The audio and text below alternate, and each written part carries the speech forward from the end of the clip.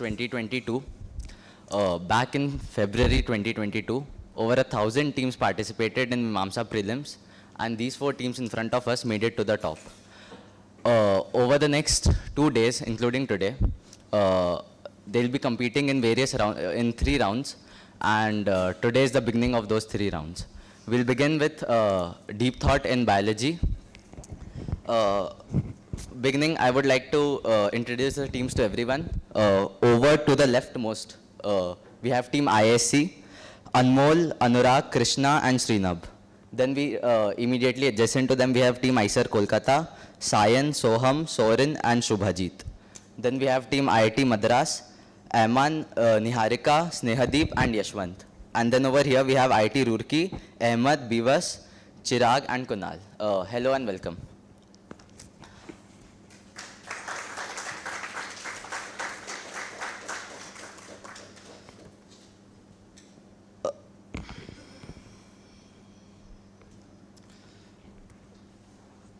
Our judges for this morning are Dr. Deepak Barua and Dr. Raghav Rajan. I would like to introduce our judges. I'll begin with Dr. Barua. Dr. Barua is an associate professor of biology here at ISER Pune. He completed his PhD at the Syracuse University and was a postdoctoral fellow at Harvard University. His research is a fascinating blend of plant physiology and ecology. It investigates the interactions between various plant traits and how these determine distribution, performance, and adaptations in complex environments. As a judge to the biology Mimamsa team, he has been incredibly helpful in advising in designing the questions and to the QMCs alike. Our second judge for this morning is Dr. Rajan. Dr. Rajan is an assistant professor of biology at ISER Pune. He completed his PhD at NCBS and his postdoctoral research was at the University of California, San Francisco. His lab works on unraveling the neural links between stimuli and movement coordination and how brains are able to order these movements during a response. Specifically, his research concerns songbirds and other things. Dr. Rajan also has been incredibly helpful to the biology question-making team, and we thank him for that, and also giving valuable time on a Saturday morning to judge Mimamsa mains.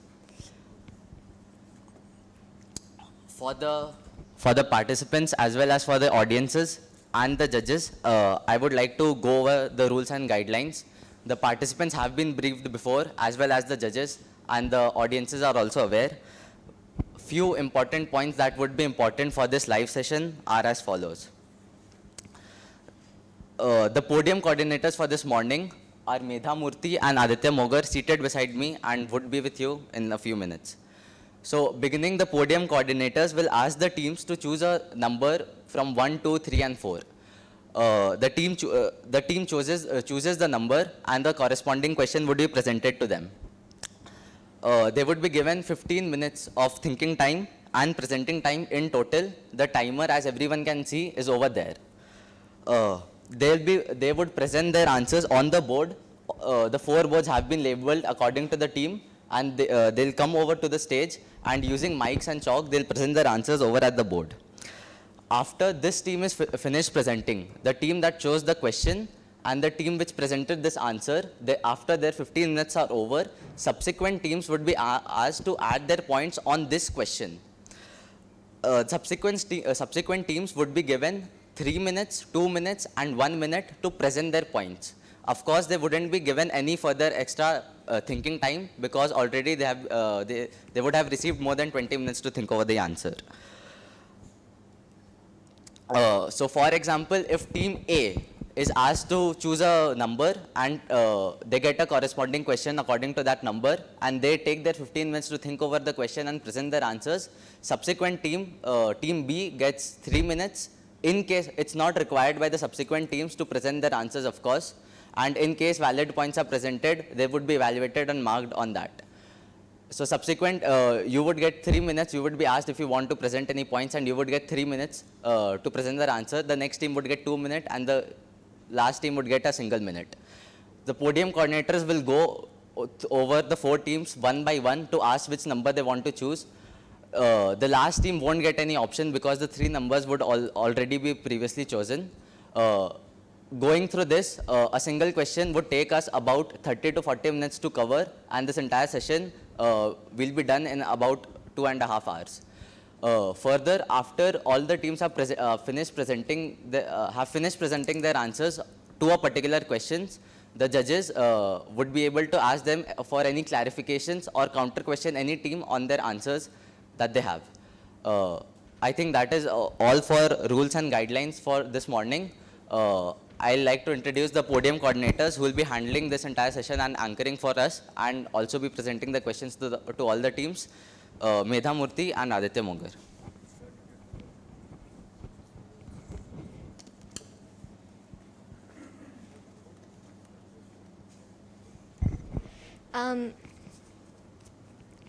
Good morning and welcome to Biology Deep Thought. The first round is going to begin now. So we will be starting with Team IASC. Please choose a number from the board. Number 2? Okay.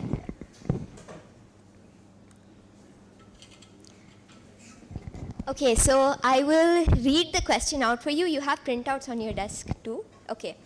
So a marine invertebrate with a unique eye has been discovered.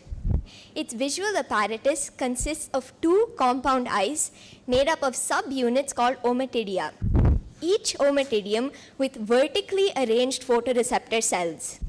Each photoreceptor has outward projections called microvilli, arranged such that the microvilli protrude towards the other photoreceptor, as if the cells were facing each other.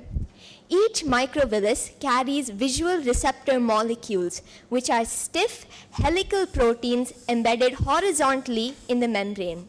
You can take a look at the figure.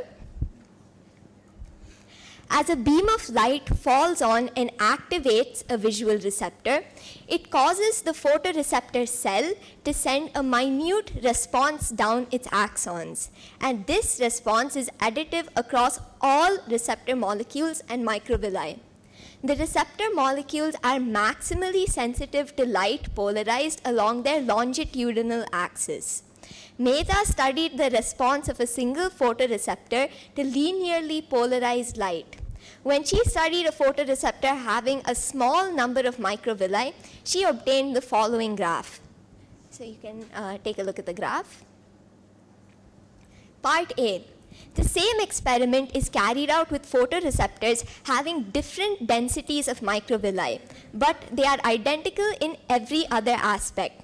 Suggest how might the cell's response vary as the microvilli density increases. Assume the net number of visual receptor molecules in a photoreceptor cell is constant for all microvilli densities. That is, the radius of a microvillus decreases as density increases. Part B. Certain ommatidia were found to specially respond to circularly polarized light, despite having the same photoreceptor and microvilli layout as above. These ommatidia were found to contain a crystalline matrix, which had a different refractive index for different angles of polarization. Suggest a mechanism for how this structure would help convert circularly polarized light to linearly polarized light most efficiently. So the question has been read out and your thinking time starts now.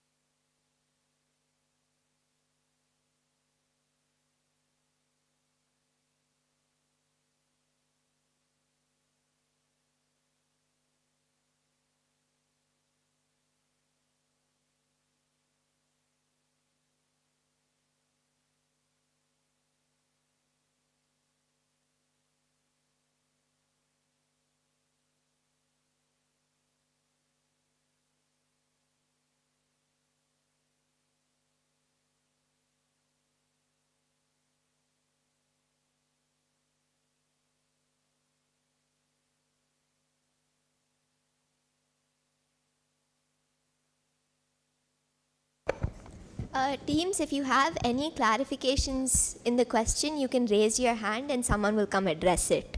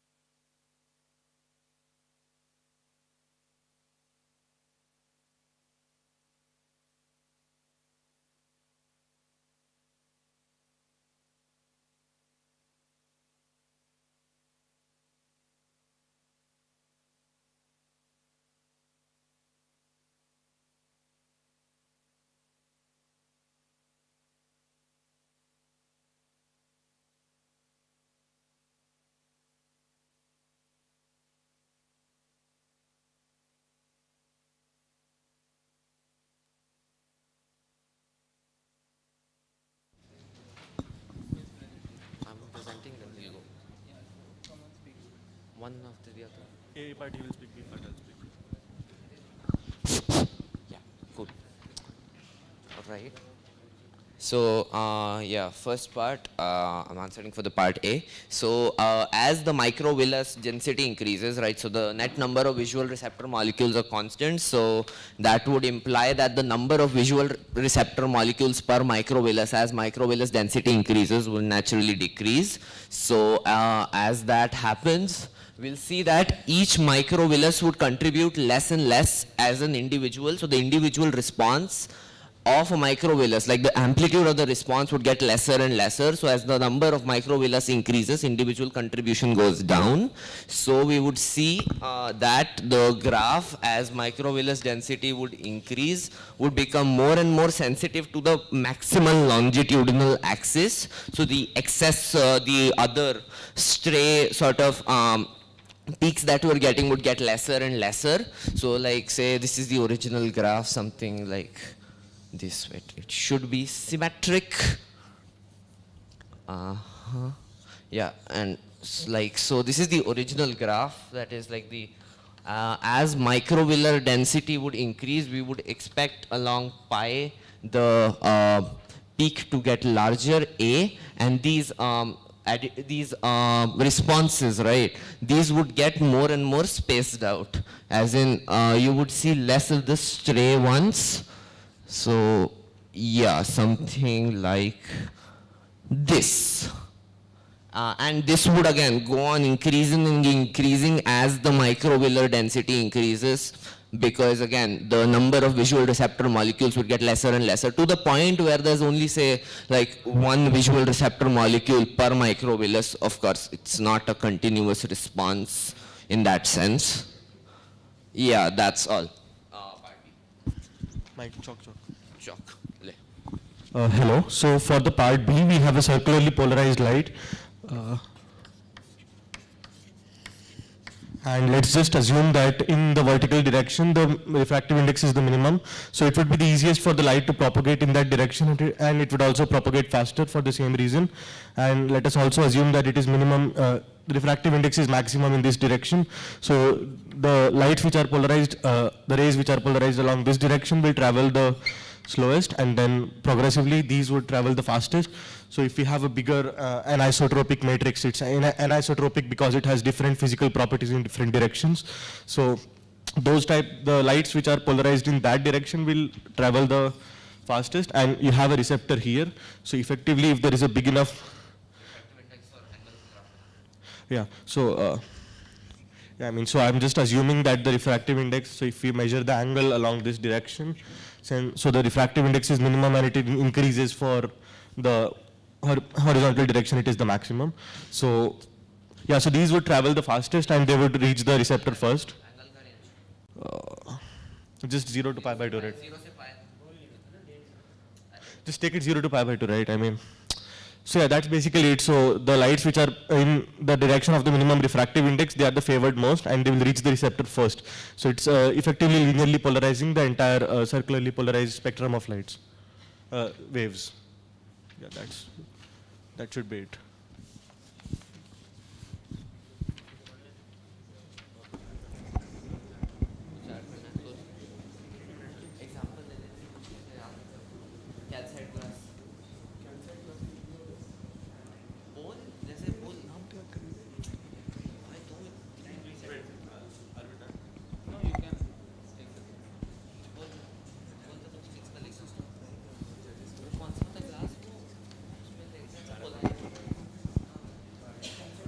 Okay, thank you, Team ISC. Team ISA Kolkata. Okay, you're not done? So like something like a calcite crystal, it'll act like that, like a crystalline matrix. So an anisotropic matrix with refractive index varying continuously. So something like that. Yes, and we assume that refractive index is minimum at just one specific angle, and if it's, say it is minimum at minimum value at two specific angles, then it would separate the others from those two specific angles. So we might get two linearly polarized light combined together if it is minimum at two specific points. So it should be overall minimum at one specific point, one specific angle of refraction.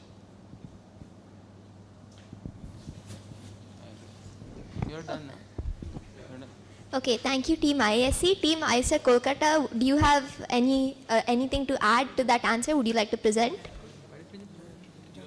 Yeah. You'll have 3 minutes. And your 3 minutes start now. Okay, so given the first part, if the density of the microvilli increases, then whatever light comes out, it gets transferred along the photoreceptor cells. So as the density of the microvilli increases, then the transfer becomes more efficient than when the density was lower, and hence the response we see gets a larger peak at parts which where the polarization aligns with the intrinsic path axis of the system. So that's the first one. And the next case, in the next case, it might be a birefringent material as well. So in birefringent material, there are like different path axes, and the circularly polarized light generally would have components like some components say at X and some components say at Y if the light is propagating along the Z direction. So the circularly polarized light generally goes through these two path axes for a birefringent material, and therefore gives two linearly polarized sectors of that light.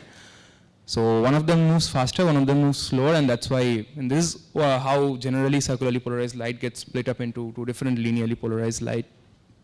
And that's what happens in the next case if you put a circularly polarized light and there's an isotropic crystal which may show birefringence. Okay. That's all.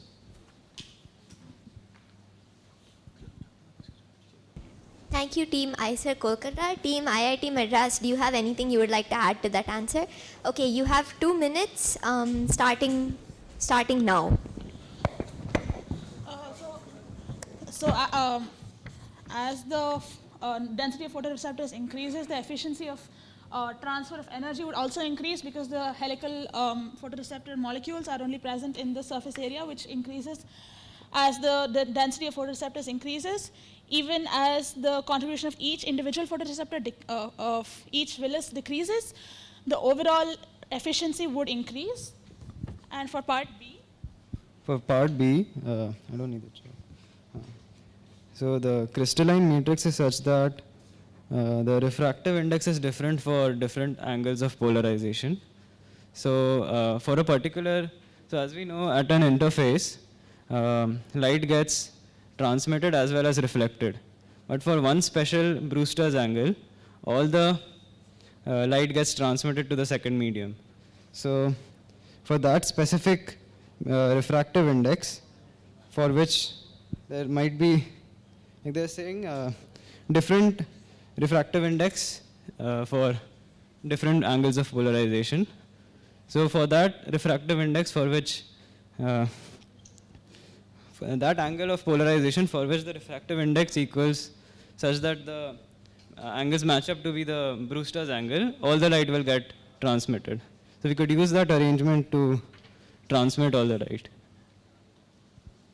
And this optimizes the transfer of energy from the light given to the receptors, which would help increase the change of circularly polarized light to linearly polarized light. Thank you, Team IIT Madras. Team IIT Roorkee, do you have anything you would like to know? Okay. The judges will have 5 minutes to ask for any clarifications from the team. So if you have any questions, please ask them now. This is for the ISC team.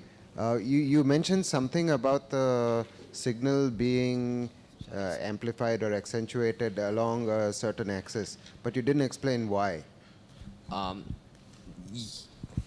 So yeah, so again, as like the individual contribution of each and ommatidium of each microvillus goes down, right? So naturally they would, since there are now more microvilli, right? It's an additive response. So as along the main axis, right, the axis of the longitudinal axis of the photoreceptor. So what will happen is, again, more and more omatidium would more likely be along that axis. So Why?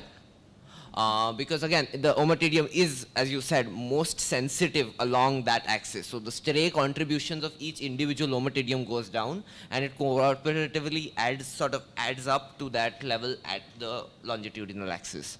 Because again, that is the axis along which the omatidium is most sensitive, as is given to us. Okay. So I would expect that to be. Yeah, but aren't the microvilli in the photoreceptor, and the photoreceptor is within the omatidium, right? The microvilli density within a photoreceptor is changing, right? Yeah.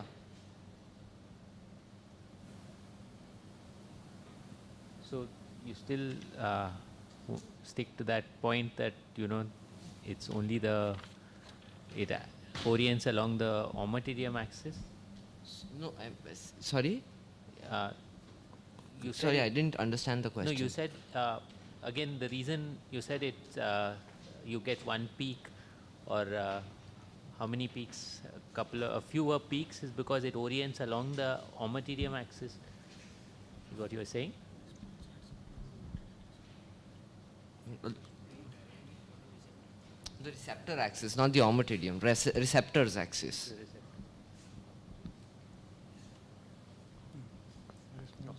Here.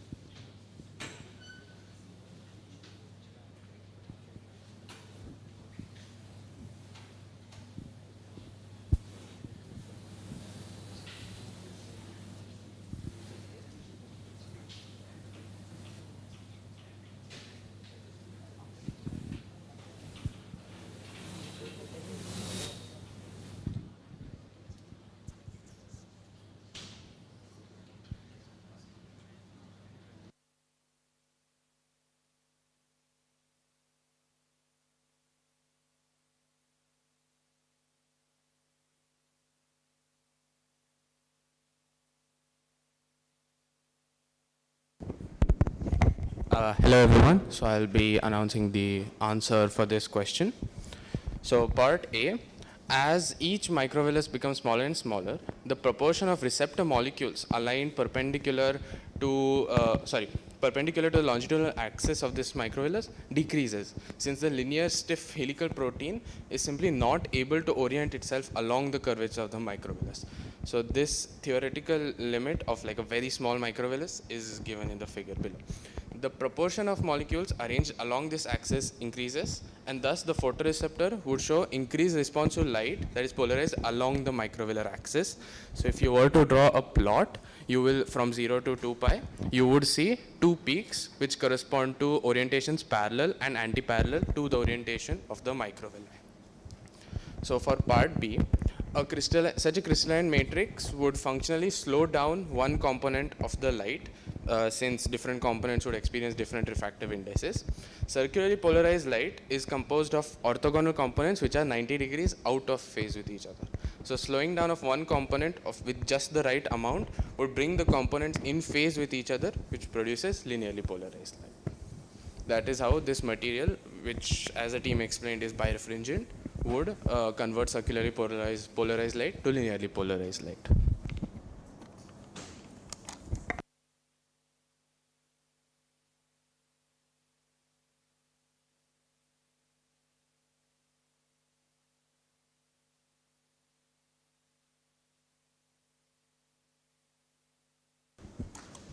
Now it's turn for ISER Kolkata to choose their question. Which question would you like?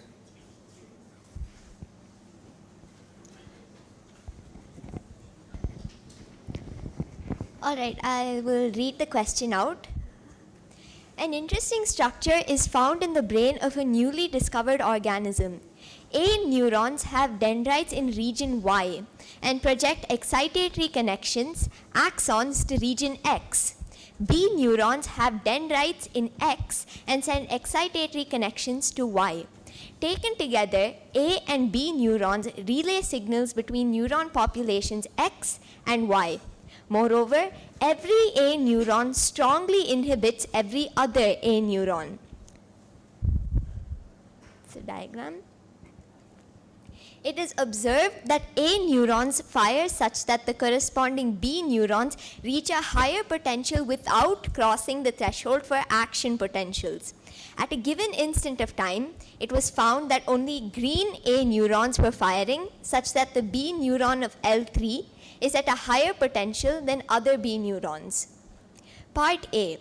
If all B neurons with dendrites in L1 to L5 were activated simultaneously and equally for a brief period such that only the B neuron of L3 crosses the threshold to start firing, what would be the sequence of firing of neurons? Which set of neurons would fire last? The activation is for a brief time so that no other B neurons get activated later. Part B. If all B neurons with dendrites in L1 to L5 were provided sustained activation with similar strength as above, that is, only B neurons of L3 start firing, which set of neurons will be firing last in this case? Part C. After behavioral measurements, it was found that all L and R neurons in region X are activated whenever the organism turns to its left or right, respectively. Suggest what might the activity of region Y be encoding after considering its response to transient and sustained stimulation as mentioned above. Note that X and Y have been found to not have any downstream connections with any motor or movement associated neurons. So that was the question. You have 15 minutes of thinking and presentation time, which start now.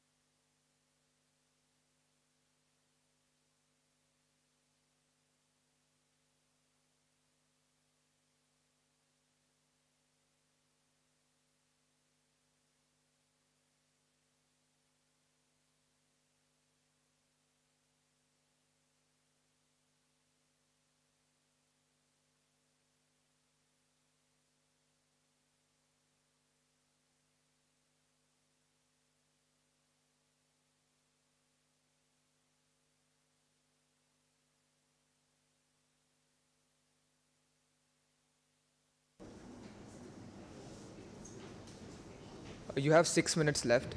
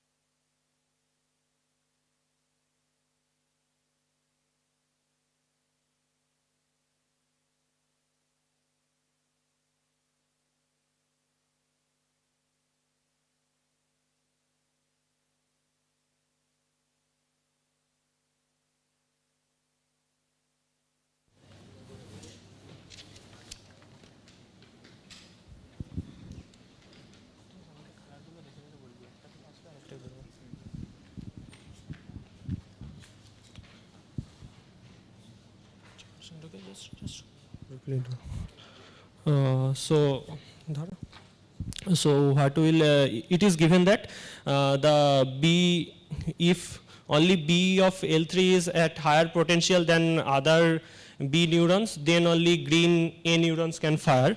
So what is given that fast L3 crosses the threshold to start firing, and once it is fired, so it potential will drop. So fast from the green it will so if the L3 and R3 fire, so from the green it will be taking the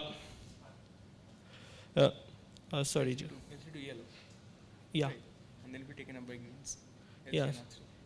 yeah. So fast like this L3 and R3 will be firing, and then it will give it to back to this green region, and that will be taken up by L2 and R2. Am I right? Right.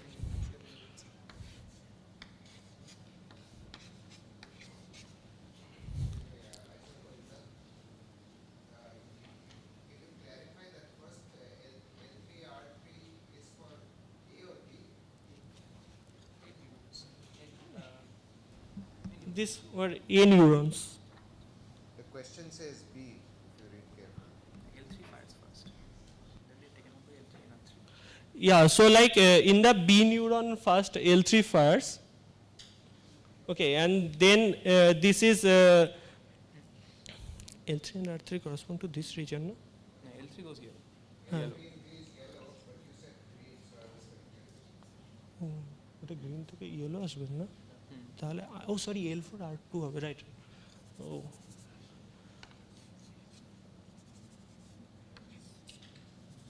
হ্যাঁ yellow থেকে and then it is like in the YOLO it is L3 and R1, so that L3 and R like first it will go to sorry just I mean from the B it is L3 and R3 is like L3 is first firing, so it is going to this YOLO region, and then it is taking to by L4 and R2. Yeah, yeah. Okay, okay, sure.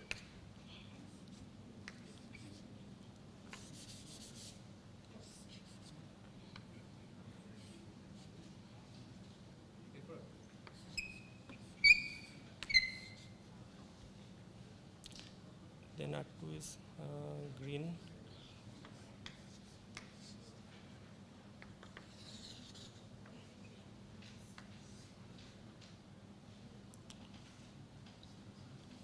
R2 is yellow, right?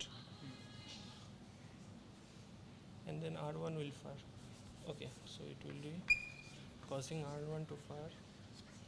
Then R1. 30 seconds left for presenting your answer.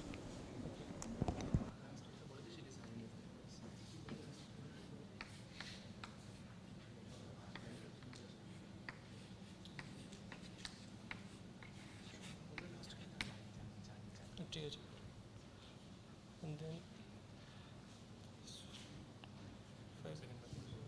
R5 has no functions. This is to be R1, L1, then L1. Okay, the last one is also for the eye movement. We think that as it is going left and right. Everything you say after this point won't be considered for grading.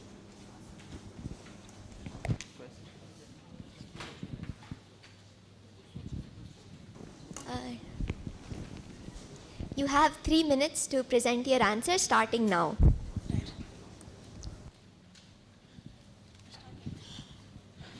In section A, in question part A, we see that the B neuron of L3 crosses the threshold and fires, activating neurons L4 and R2, which produces a short reaction. As no more B neurons can get activated because it is a short activation, there is a temporary reaction seen only in L4 and R2. In section A, again, there is a longer term reaction with a cascading reaction being seen. L3 initially activating L4R2, which then activates further neurons as written on the board. Keep right on. B neurons of all except L5 fire in the sequence L3, L4, L1, L2. For section B, it is possible that the neural pathway indicated is for indicating balance because I'd like to note that L5 does not fire in the cascading sequence. It is noted, it could possibly be that it could be for a balance-based system because a short reaction is seen for short activation periods and a longer cascading reaction is seen for a longer activation period, indicating that it might be for a balance-based system which requires quick reaction for a quick movement.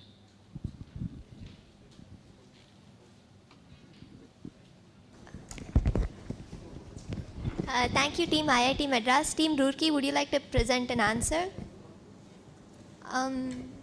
You would have to present now. There's no extra thinking time. No answer? Okay. Team IISc, would you like to present? You have 2 minutes. Starting now. Cool. Contrary to what they said, I think that the neurons in question are for vision. So it's about left and right encoding. So like a transient response in the visual field on the left or the right causes the animal in question to sort of turn immediately towards that side again because it sort of represents an impulse. It sort of represents sort of an animal moving or whatever, a predator or whatever. So it moves towards that side. It's like an overriding impulse towards the natural sort of scanning that is already going on, as is seen here. There's like an oscillation here, right? So L3, L4, L1, L2. It sort of scans the entirety of its visual field. Transient impulse causes an overriding sort of a mode. And again, yeah, that would be the difference between the sustained case and the impulse case. Yeah, that is all. So yeah, again, a sustained impulse would again sort of lead to its natural scanning, while a transient impulse in any particular direction causes an overriding signal that causes it to turn towards. So each of it encodes a particular angle in L5 to R5. So L1 to L5, R1 to R5. Yeah, that's all.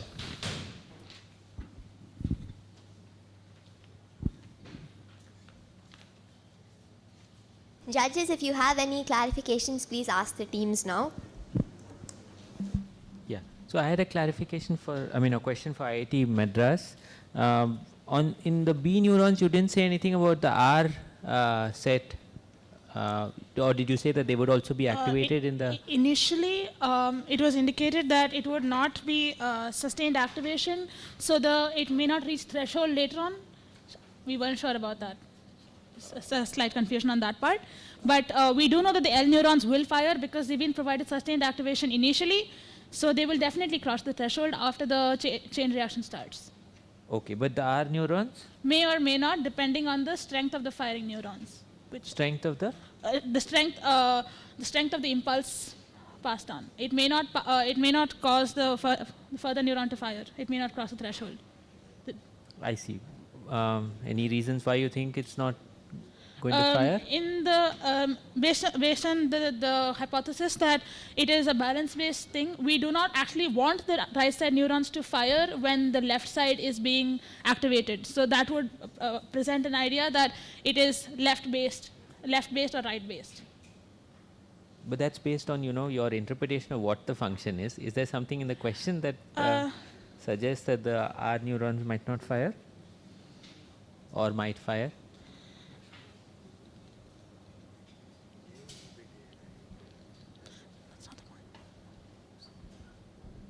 I'm not sure.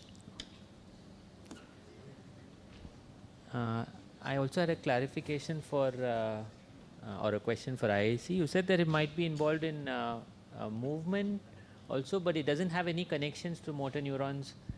Is something that's specified in the question? Yeah. Yeah, so it's not the motor neurons in particular. I'm talking about vision as in like movement of the eyes. So, like it's about focus rather than about movement towards that orientation. It's about rather transient impulse causes you to focus that side. Like something happens here, I look there. That's what I meant. I guess, yeah, that was not very clear. I did not, I guess, yeah.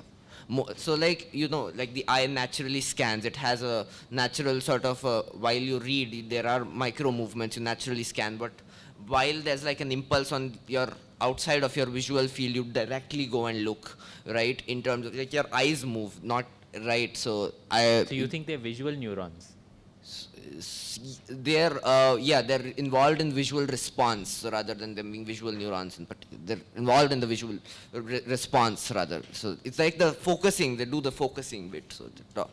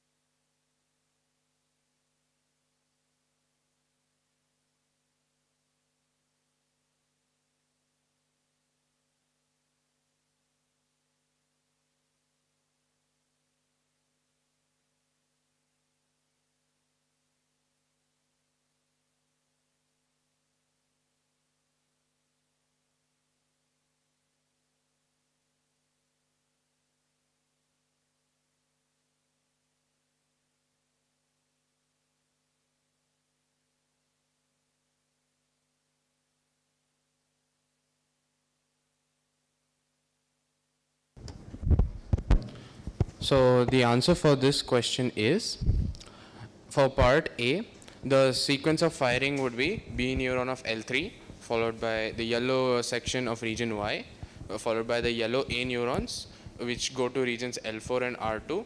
And this would cause the B neurons in L4 and R2 reach a higher potential, but they would not fire since the stimulus is very transient. For part B, yellow A neurons, same as in part A, yellow A neurons would activate L4 and R2B neurons. But here, since the stimulus is sustained, this would carry on the activity to L4B neurons, which would continue to the red wedge of region Y, and so on. So in the diagram here, the firing activity would in region Y would go from yellow to red to blue to green and so on. For part C, a left turn causes activity in region Y to shift counterclockwise. So one possible explanation could be that the region might encode an absolute sense of direction. Longer turns leftward and rightward would indicate larger angular rotations in each direction respectively, and thus longer shifts in activity in the region until the organism returns to the same orientation after like one entire 360-degree rotation. And accordingly, the activity in region Y would go in the opposite direction until it returns to the same original state that it was, with the green neurons firing. Green neurons in region Y firing.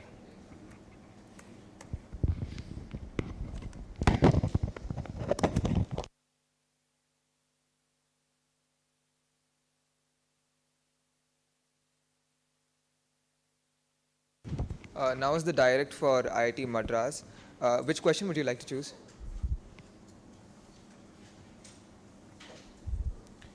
Ameya is studying the foraging patterns of an animal species. He discovers that the species is an optimal forager, by which he means that individuals maximize the total resource intake for an environment over foraging bout. The species' standard environment consists of a number of patches, and during a given bout, a forager samples from many patches. Assume that during a foraging bout, an individual does not carry out any other significantly time-consuming behaviors. The graph is here. Ameya finds that the rate of extraction of resources from a patch was initially high, but as time progresses and resources are depleted, it steadily declines. Because of this depletion, the forager leaves the patch at some optimum time. Note that in this environment, average traveling time between patches is a non-zero value t. Part A, for a given patch, which of T1, T2, T3 is the optimal time for leaving, given that the environment consists of identical patches. Part B, indicate the optimal time of leaving on the graph below. Part C, Ameya finds two habitats, A and B, where the productivity of B patches is higher than that of A patches. If an optimal forager is placed in both habitats and observed, will the optimal time of leaving be higher for habitat A or B? Why and why not? Yeah, the time starts now.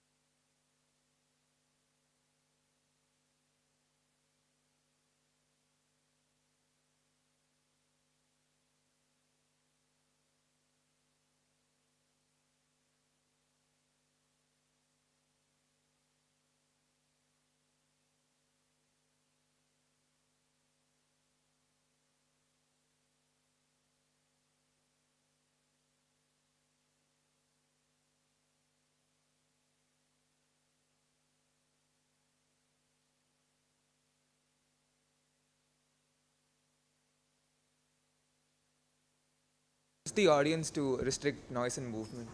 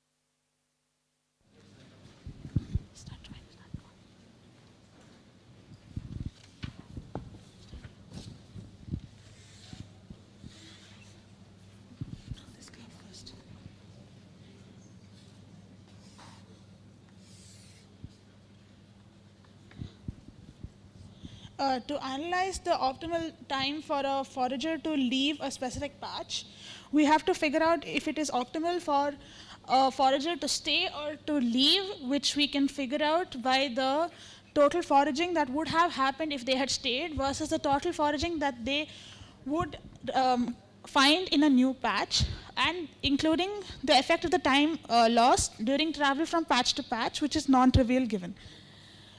We can analyze the instantaneous consumption rate, the area under that. We have to find an optimal point, the area under which at a specific point will be will be greater than the remaining area under the graph, because we need to see that the nutrition obtained at that point is greater than the nutrition that would have been obtained if had they stayed.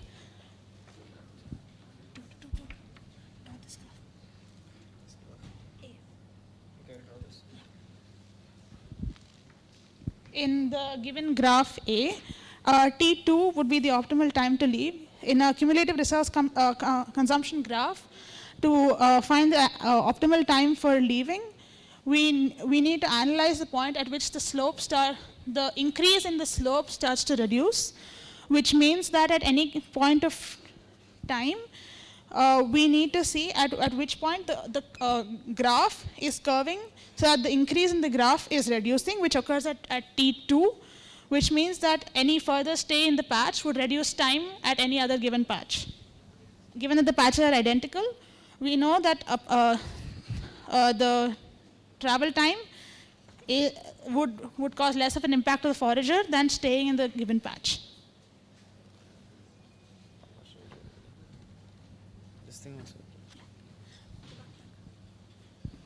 In graph B, we have a, 1 second, let me just draw that.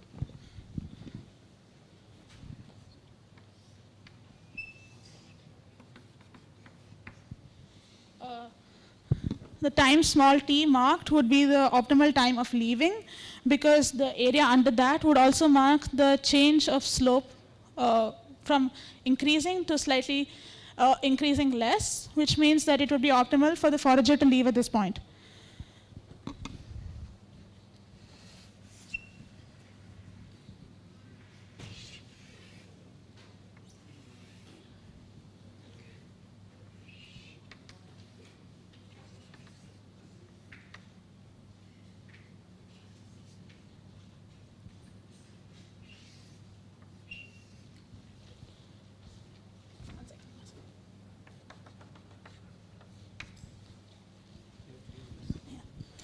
The time t marked here would indicate both the point where the slope starts, the increase in the slope starts reducing, and also the area under which, under the instantaneous rate consumption patch of each patch starts being less valuable than the possibility of a new patch, including the travel time.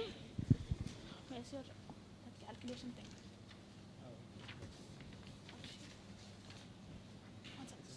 Just go back.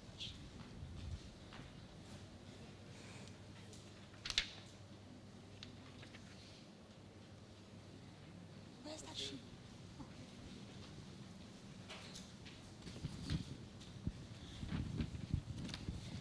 Imagining that t being the traveling time, and at a point on the consumption curve where the slope is, say, s leaving, and this is s max for when they find a new slope, we know that s leaving into the time would be the total foraging that they could do in that time, which has to be less than s max into small t. Sorry,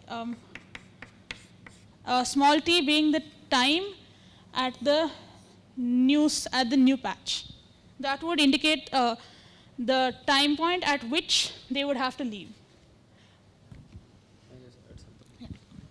So this is like a rough estimate using the slopes. We could do a better estimate by taking the areas under it to find the optimal time of leaving. So t is the optimal time of leaving. So when it first comes and grazes for t time, the area under this would be the total amount of the field it grazes, and then suppose it were to stay at that point itself. You have 1 minute left. Suppose it were to stay at that point itself, it would have capital T plus small t time to again graze. So it would graze this much amount in that time, versus if we went to the next grazing spot, it would again have t time to graze again this area. So this area should be equal to this area for the optimal thing.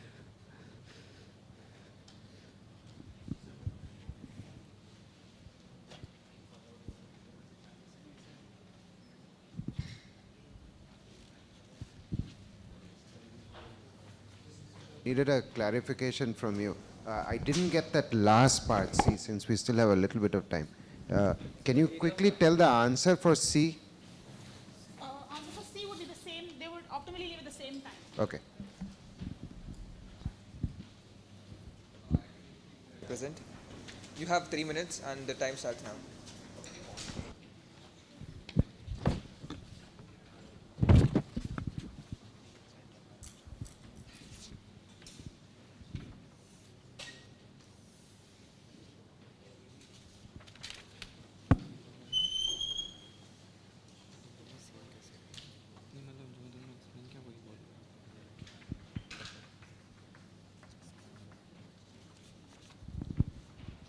In the first graph, there are three regions, region 1, region 2 and region 3. It is the saturated region where the cumulative resource consumption got constant. And in this region, the instantaneous consumption rate for the patch is high, and in this region it is low, and in this region it is almost negligible since it gets saturated. Now, in this region where the slope is in between these two, that will be the time T2 for the part B, where the patch will be, start getting less consumed by the animals. By the animals.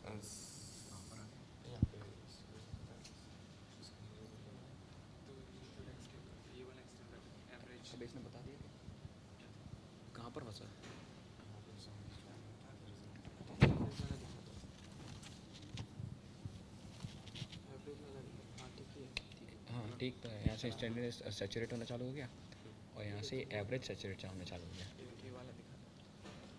At this time, there will be slight less consumption because there will be dying of the animals since there are less consumption. So in this region that we have seen, at the T2 time it would be the optimal time because in this case the organism has shown us seen a significant depletion in the consumption in the resources, and so in this time it would be effective for the organism to leave this patch and then go to a different patch. So basically in the B answer, both of the graphs the average consumption rate after this started declining, as well the instantaneous rate came to saturation over here. So that's why it would be optimal for the animals to leave after this time. Please be seated. Would IRC like to present? You get 2 minutes to present your answer. The time starts now.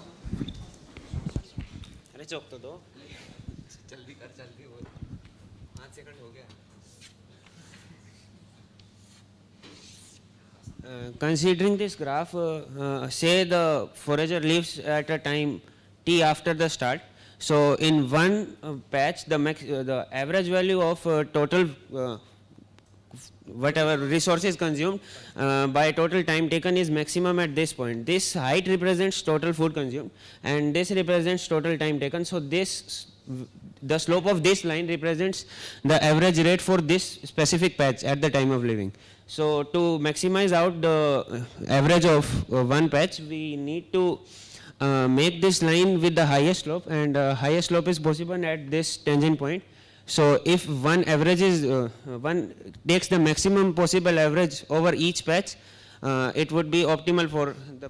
So it leaves at T2, so that is the answer for the first part. Why this second part again, it is maximizing the average consumption rate. So again, it will leave at the point where the function is at its maximum, the yellow graph that is, and in part C, it will leave earlier for the patch, patch A, because this is because, as you can see, the instantaneous consumption rate at the point when it enters the patch is higher for patch B over A, and secondly, the asymptotic value of like the cumulative consumption for patch A patch B is higher than patch A, what this means is that A is a less resource dense. It's a resource sparser patch than it is than patch B, which is more resource dense. So it would make more sense for an organism, an optimal forager, to stay for longer on a resource dense or a richer patch than a sparser patch. And as for it being the Your tangent, time is up. Please be seated. Your time is up. I'm so sorry. Would ISER Kolkata like to present an answer?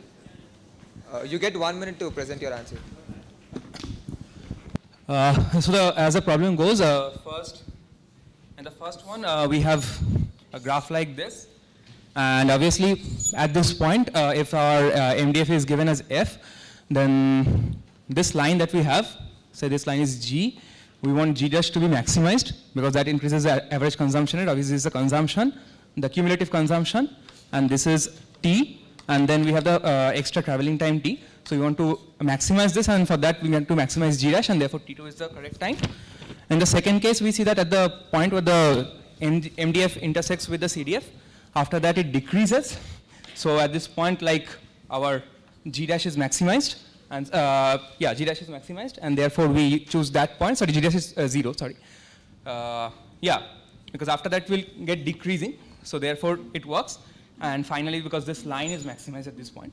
And for the third case, obviously, the traveling time is more, so in case of 8, we'll leave later. Please be seated. The judges, if you have any points to say to the team. Thank you.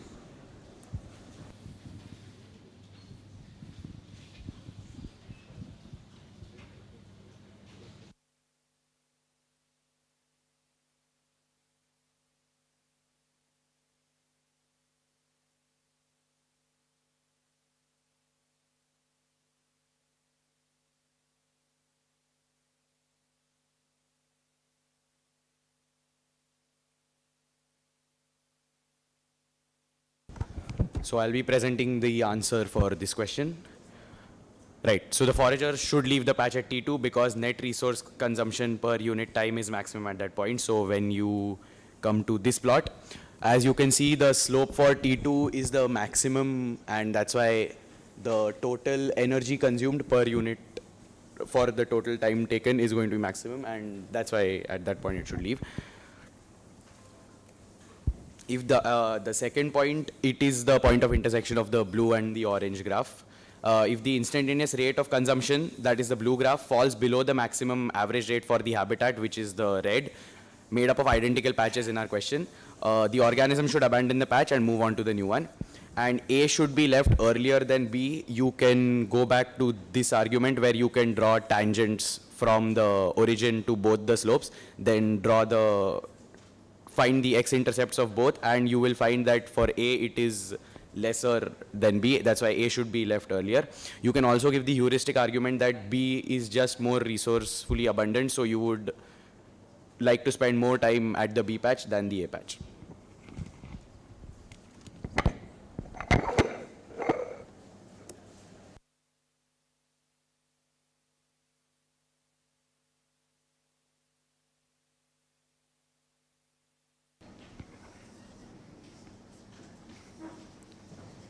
So your direct will be question 1.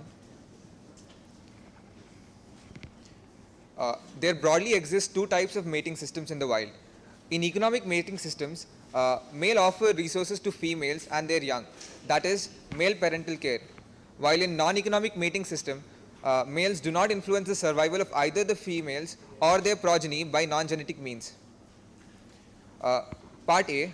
Male quality is defined as the fitness benefit an adult male provides to the female it mates with, and the subsequent progeny produced.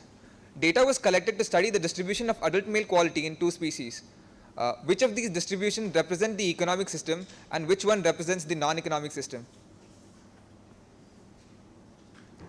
Part B. Suppose a female examines a number of males, performing these searches with the purpose of mating with higher quality males. The following graph is obtained between average male quality versus number of males examined. Explain the saturation in the graph. If the given curve is of distribution 1, how does the curve of distribution 2 look like?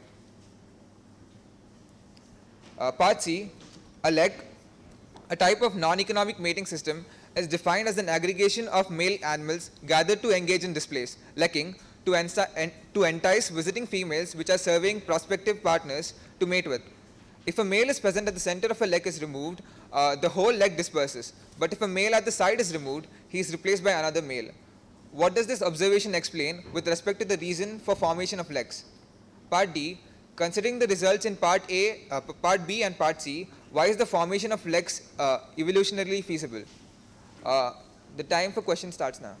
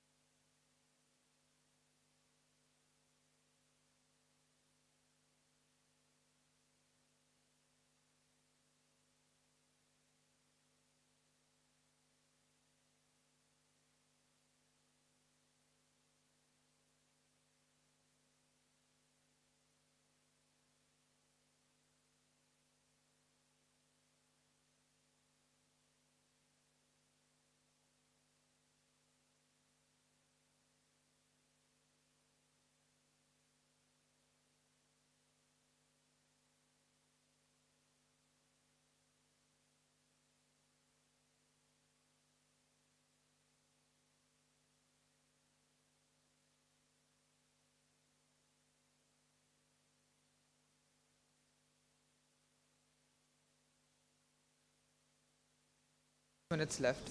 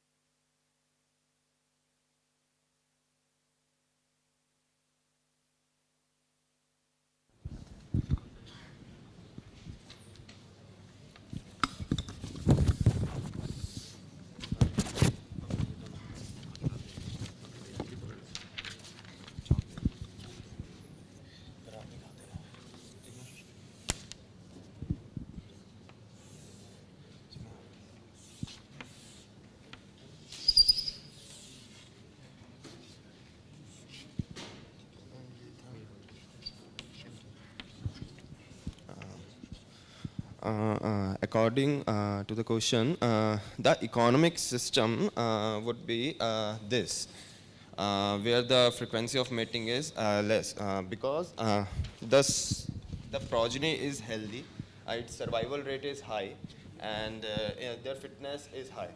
So, in this case, it will be non-economic, because since their progeny is not healthy and their survival rate is less and fitness is not that much high, they would have a higher frequency so that their species could could not, so that they could not die. So for part A, this is the first graph, first distribution will be economic, and second is non-economic. And also the male quality distribution in this is high, which is for economic, and in this it is less distributed curve. In second question,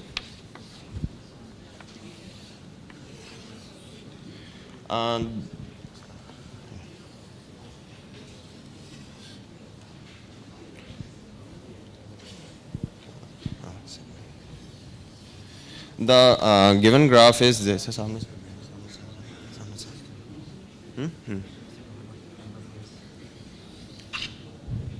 graph mix हो गया यार, ये ना रख जा, इसको मैं इधर बना देता हूँ, दे दे दे इधर बना देता हूँ.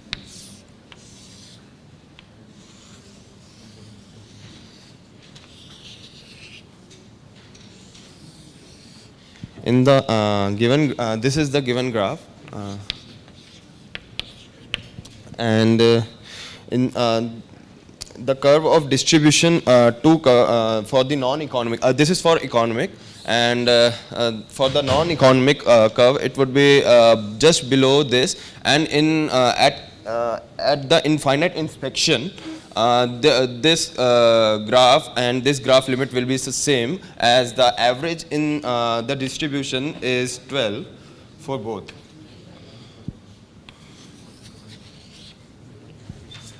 Rest होगा ना.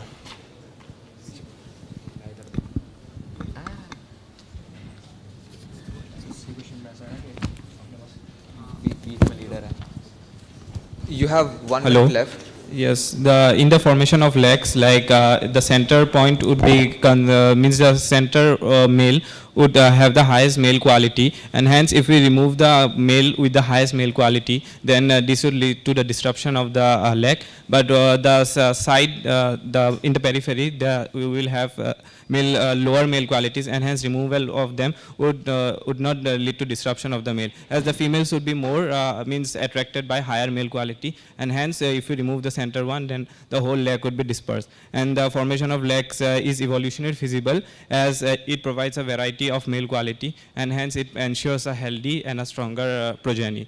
And so this leads to thank you.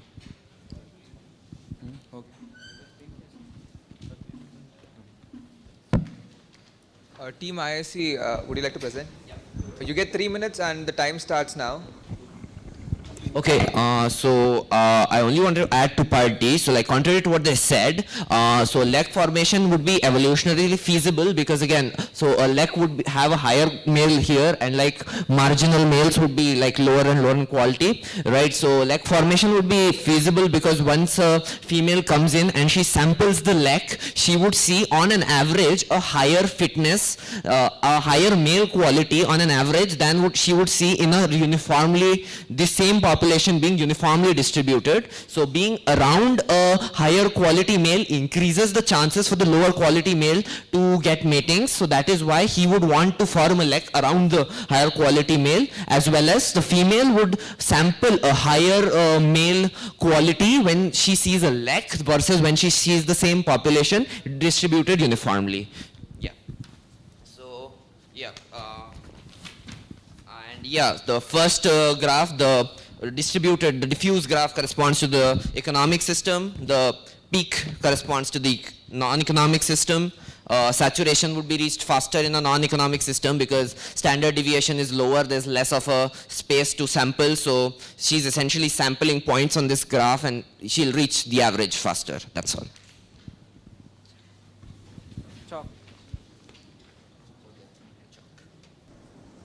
Would Team ISR Kolkata want to present something? You guys get 2 minutes and the time starts now. So okay, the first problem, we agree with what the others said, in the non-economic and economic case, but let's say in part B, we are seeing that this graph is an increasing graph. So why does this happen? It's a graph of sample means. Now sample means generally follow a normal distribution if you sample from everywhere. However, the female is sampling with a purpose of mating with a higher quality males. So basically she is trying to take an average male quality and trying to go higher and higher, and therefore the sample means follow a different distribution rather than a normal distribution. It actually increases, it continuously increases, and it doesn't oscillate about the sample mean, and it gets saturated because obviously there's a maximum. The maximum is around mu plus 3 sigma for both of the cases, and this is the reason. Obviously the non-economic graph will saturate quicker because it has a smaller standard deviation, and the economic will saturate later. Also,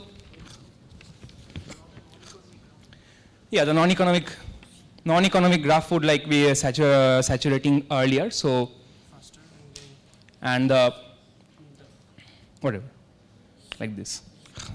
And the leg formation, we want to add a point to what the IIC people said. Leg formation is also nice because there is generally the higher quality male surrounded by the lower quality males. So if it was say different, if the high quality males were like distributed on some high quality males were distributed on the edges, then the first female who would want to sample would pick up these higher quality males, and that would leave the lower quality males without a proper mate. So therefore this formation is the most efficient because females start to sample from this part of the graph and then they go up, and therefore the leg formation would be the most evolutionarily feasible, and that's all.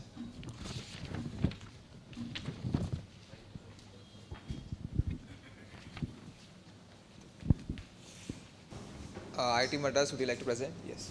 You guys get 1 minute to present. Just one point, that the formation of legs is optimized by the point that it is a non-economic mating system, means that more males are closer to the given average sample of males, which means that overall the number of, most of the males available in a leg would be of a similar male quality level, which means that a lek would be evolutionarily optimized as opposed to a random sampling of males, which means that higher quality males would be more likely to be available to females as opposed to in a lek where they are rarefied. That's it. Where they're rarefied artificially.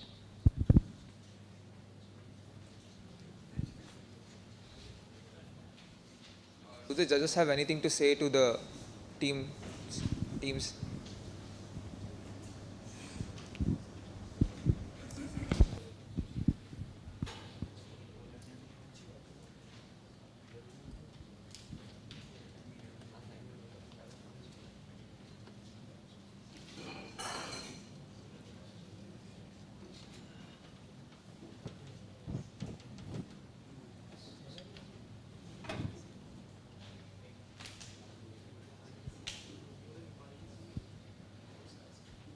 I just have one question to ICER Calcutta.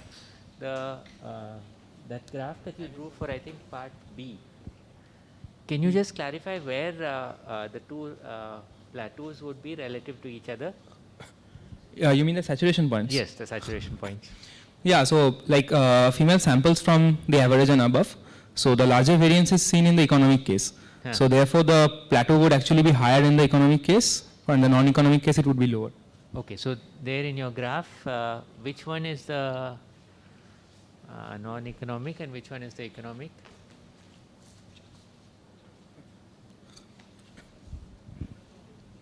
Okay. So like, one second. If, this was the non-economic case. So in non-economic case, the plateau is lower, while for the economic case, it saturates later, and it's high. And before that, what's the initial slope like for both of them? Okay, initially, obviously, in the non-economic case, it would be much more because you can go very fast sampling from the mean to the mu plus 3 sigma case. I see. So the slope is faster in the non-economic. Slope is more steeper in the non-economic case, and it's more blunt in the economic case. And the plateau is. And plateau is, I mean, this has a larger slope when starting and also saturates fast into a lower plateau. While in the economic case, it's a more blunt slope and it saturates slower and goes to a higher plateau. You said saturates lower? It saturates slower. Slower. Slower and goes to the higher plateau.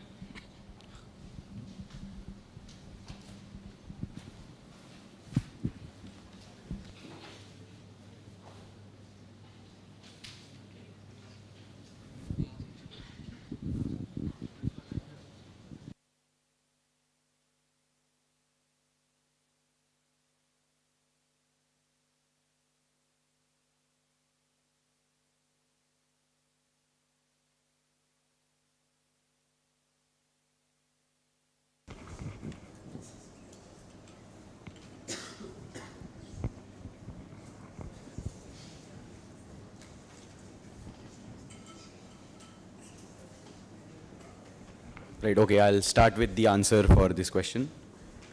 Yeah, so distribution 1, which is the non-peaked flatter distribution, is the economic mating system, while distribution 2, which has a sharper peak, corresponds to the non-economic system. The saturation obtained, since the probability of obtaining a higher quality male decreases as more males are examined. That is why the saturation in the graph is there. And the value of asymptote is lower for distribution 2. You can see the plots in the diagram. And females in the lek have gathered around the high quality male, while the lower quality males which are in the periphery are taking advantage of the high density of females so that they get some sort of side meetings. Hence, without the central male, females have no reason to congregate, and the lek disperses if the central male is removed. But if the surrounding males are removed, then they can be replaced, and therefore they're relatively dispensable. And the males get access to a higher number of females congregated at a single location. That's why males prefer the formation of leks. And the females also get a higher number of males which they can sample and assess and choose an appropriate mate, and that is why it's beneficial for the females.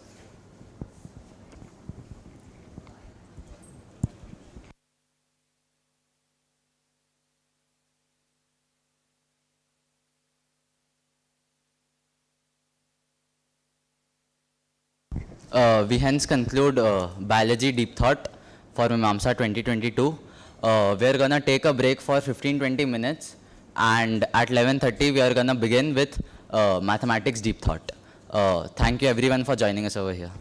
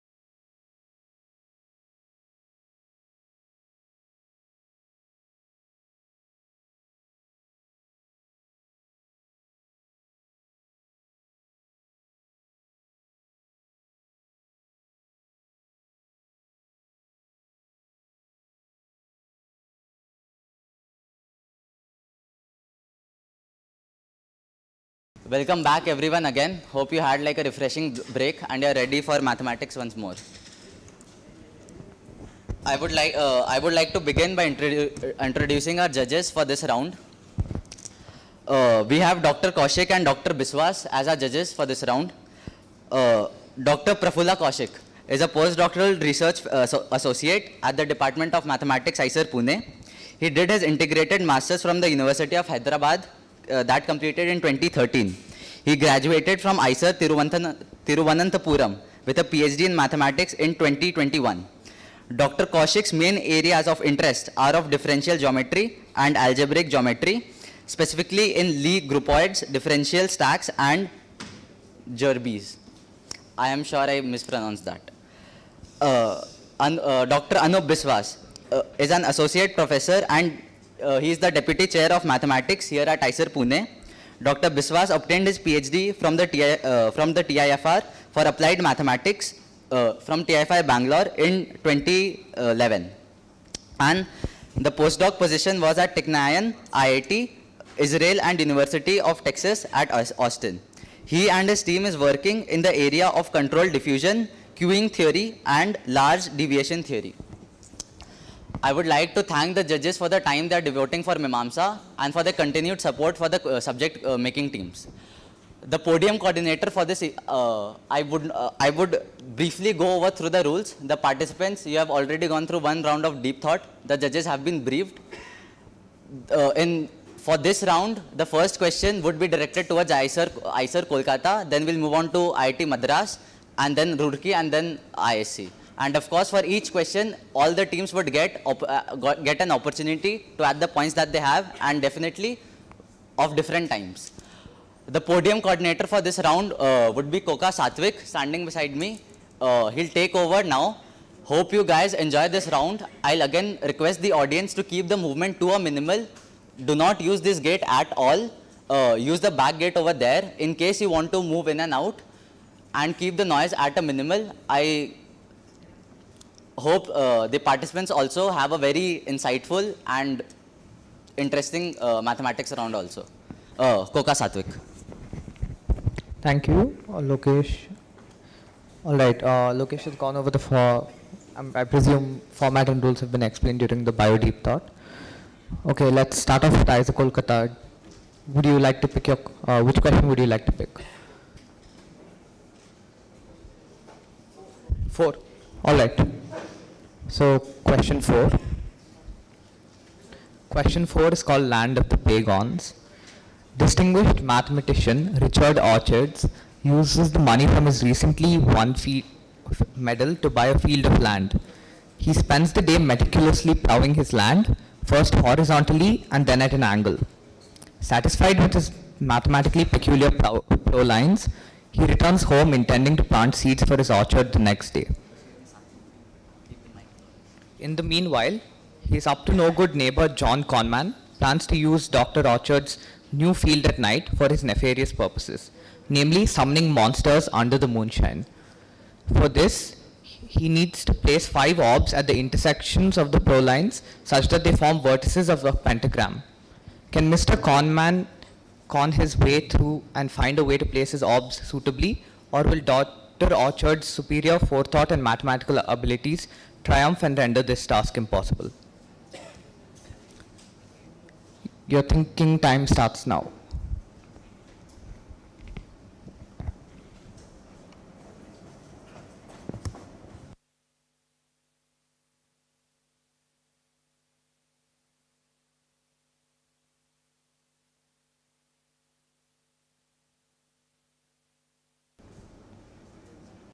Just an additional clarification, the plow lines are all equally spaced, but yeah.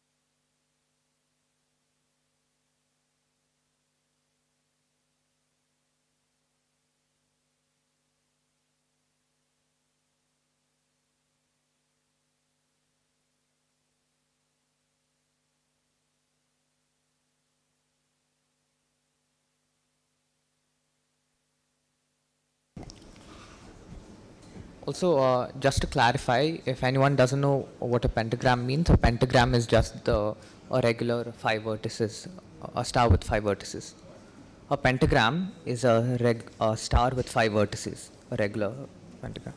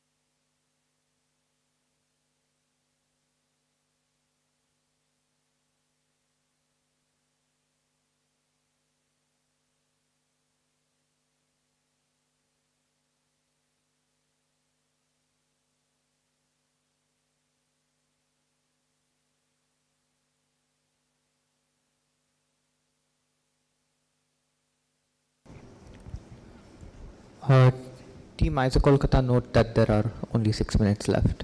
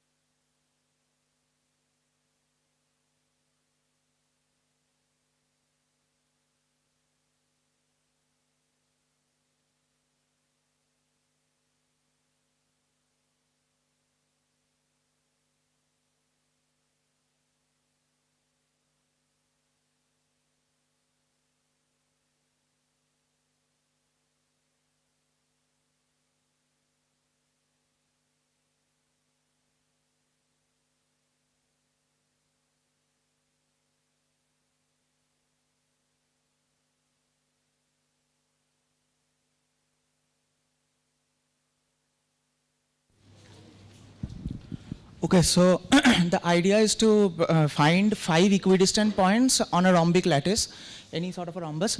Without loss of generality, let us assume that the side lengths of the lattice are integers. So let's say there is an there are 5 equidistant points on the lattice. Let's draw 5 equidistant points anywhere.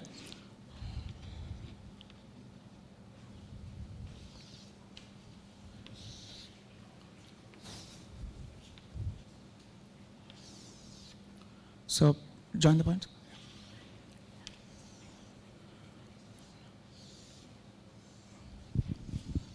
So if you look at this angle is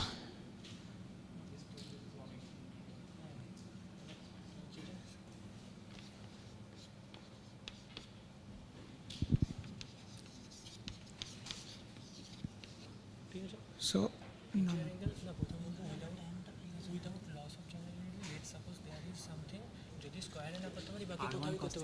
R1 sin theta.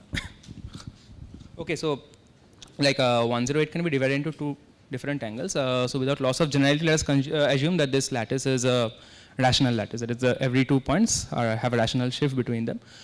So if we can divide 108 into theta 1 and theta 2, 2 angles, then generally we need to have a rational distance between them. I mean a rational elevation, because these points and these points are rational, obviously. However, we know that tan inverse of 108 degree is itself irrational. So we cannot write it as the sum of a rational and an irrational number. Like also we can we need to exhibit only one angle for which this is not true. We can exhibit only the square, only the rectangular lattice, in which case this will work out very properly. Like let's say there are 5 equidistant points lying like this. So this one will be, this one being an integer by an integer, we assumed an integer lattice without loss of generality. So the tan of this angle is an integer by an integer, which is rational. The tan of this angle will also be an integer by an integer, which is rational. but the tan inverse of 108 is irrational, which is a contradiction. So, but in particular, the square lattice will not work. So we have exhibited one lattice for which it doesn't work. So like the first guy wins if he plows along a rectangular lattice. That's our answer. Are you done? Are you done?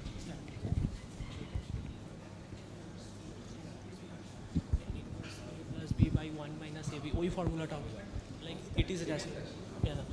Yeah, so it will, I just mistakenly wrote that like tan inverse A plus tan inverse B is equal to tan inverse AB. It will not be like that. It will be just using the tan inverse using formula, but it will be again rational by rational. I mean, if it both are rational, then it has to be rational by rational, but we see that like tan inverse 108 is irrational, so it is not the case. So that just ends.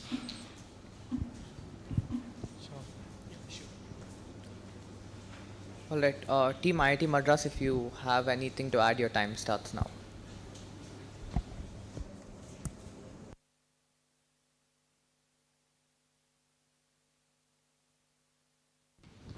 Suppose say we have 5 points and distance between them, say, let us say fixed, and say this is the reference line, not the bluffing line. So we can draw a line with an angle θ1 here, and we can draw the parallel lines like this. These may not be equidistant, and the problem now reduces to we have to find, first we have to prove there is a θ1 for which we can construct some middle lines between these 5 lines so that we can make them equidistant. Like this is some rational number concept. So, and then first we have to prove there exists a θ1 for given for this pentagon, and then we have to prove for every θ1 there exists a θ2, so that we can draw lines like this and form a similar one. So however like in whatever way the man plus, we can construct a pentagon, right? So first we have to prove there is a θ1, and we have to prove for every θ1 there is a θ2. Like that's my idea.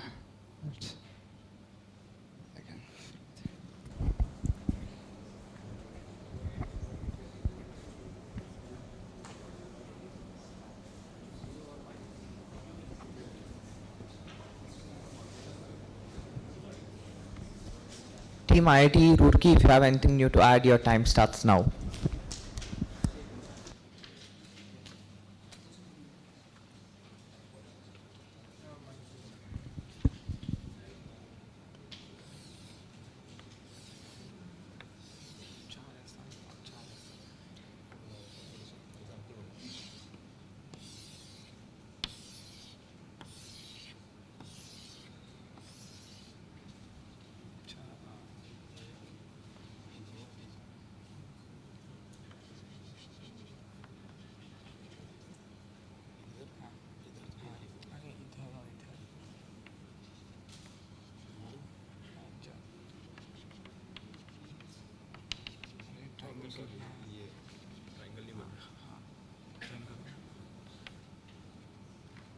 ये करो इन दोनों को, इन दोनों को।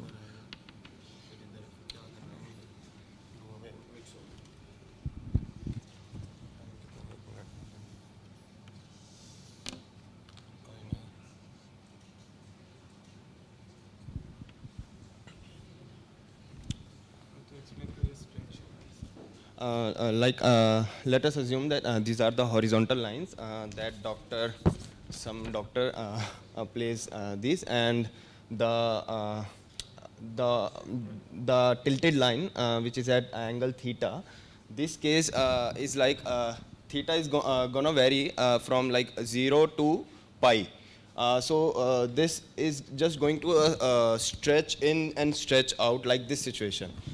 Except theta equals to 0. This case will not be possible when every line will get parallel to each other, and the star formation will not be able to take place. So if theta is 0, then he is going to win in that case. Your time is up now.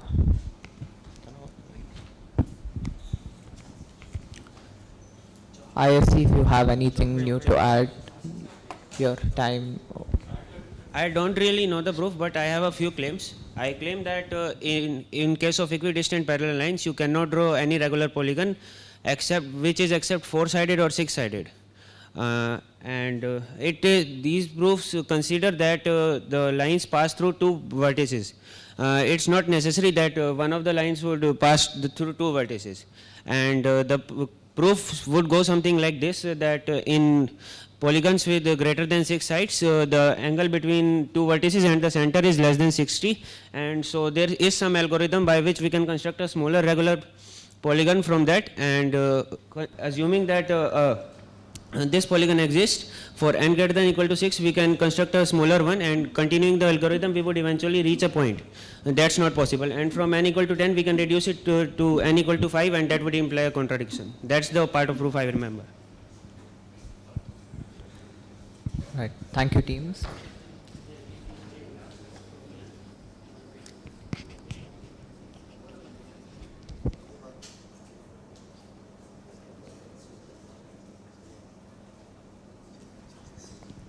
Do the judges have any clarifications they'd like to ask the teams?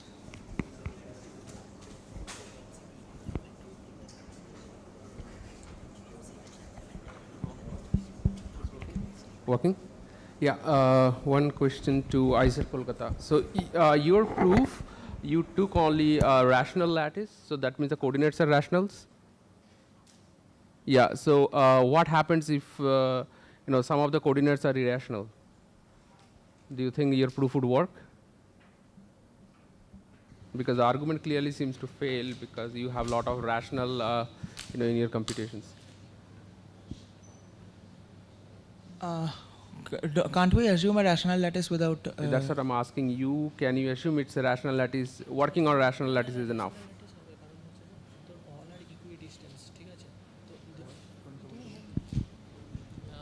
I think we can assume the rational lattice by the logic that we have given that all the lines are equidistant and the field has a fixed length or breadth. So then if you just equidistance them, then you get a fixed number of lines. So all are rational, so you get the difference between... Why you're assuming the side lengths have to be rational? I mean, if all the points are equidistant and on a fixed length, so of the field. Yeah, so if the field to start with have irrational length, let's say. Then it can have... Okay, yeah, it's okay. I see. So you talked about some algorithm and I probably missed something. So you said that your algorithm works when you are looking for n-gons with side length 6 or something? The algorithm goes for regular polygons with greater than 6 sides. So the angle subtended at the center is... Yeah, okay. But here we are dealing with 5 sides, right? Yeah, I am going to 5 sides. So you just made some claim, that's what you said? Yeah, my claim is that you on a grid of equidistant lines in just one direction, you do not need two pair of equidistant parallel lines. Consider just one pair of parallel lines. You cannot draw any regular polygon with greater than 6 sides. This is the first claim.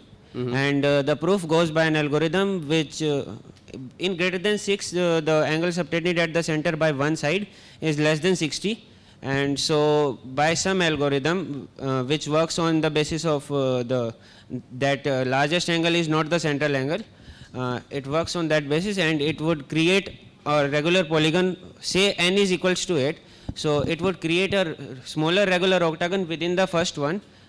And continuing this algorithm, I would eventually reach the 0 polygon.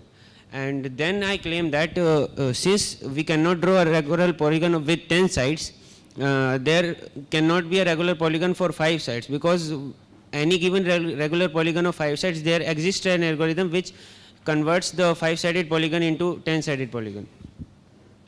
Okay. I don't really remember the parts of the proof, but okay. Yeah.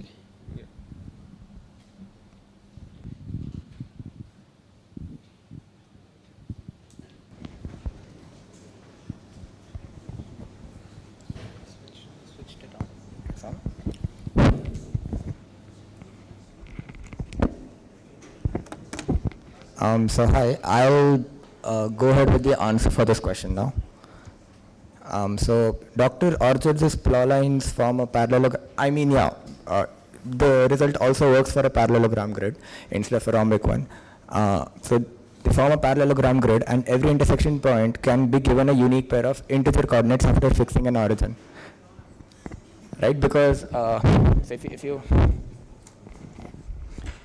if you look at this grid here, if you pick an arbitrary point here, you can move in this direction and this direction, and if you think of these as a basis, you get all points can be generated by taking integer linear combinations of these two movements. And when you do that, given any three intersection points on this grid, there is always a unique fourth vertex such that all of them form a parallelogram. That is because if all points can be represented as integer linear combinations of movements along these two directions, when you sum any two vectors up, that will also be represented as an integer linear combination of those two directions. And yeah, and again, as I mentioned, the parallelogram need not necessarily be aligned with the grid. Now, if it were possible to draw a regular pentagon on the grid, one could construct a smaller one as follows. So, what you do is, if you have a regular pentagon, and you pick three vertices, they form three sides of they form three vertices of a parallelogram with the fourth one somewhere here.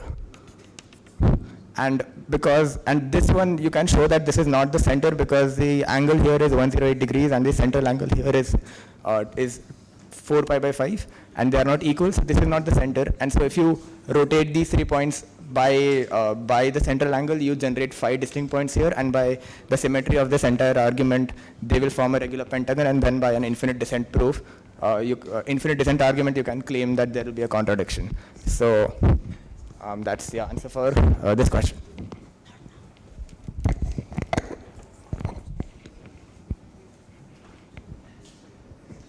Like Team IIT Madras, it's your turn to pick the question. Okay, so Team IIT Madras has picked question 1, and question 1 is called Facebook. Kavya, being new to the city, decides to throw a party for M of her neighbors. Any two of them are either friends or strangers. While she excuses herself from the party, she insists that the others mingle, and so every hour, every pair of strangers sharing a mutual friend are introduced to each other and they become friends. What is the maximum time Kavya must wait before no one is making any more new friends? And your thinking time starts now.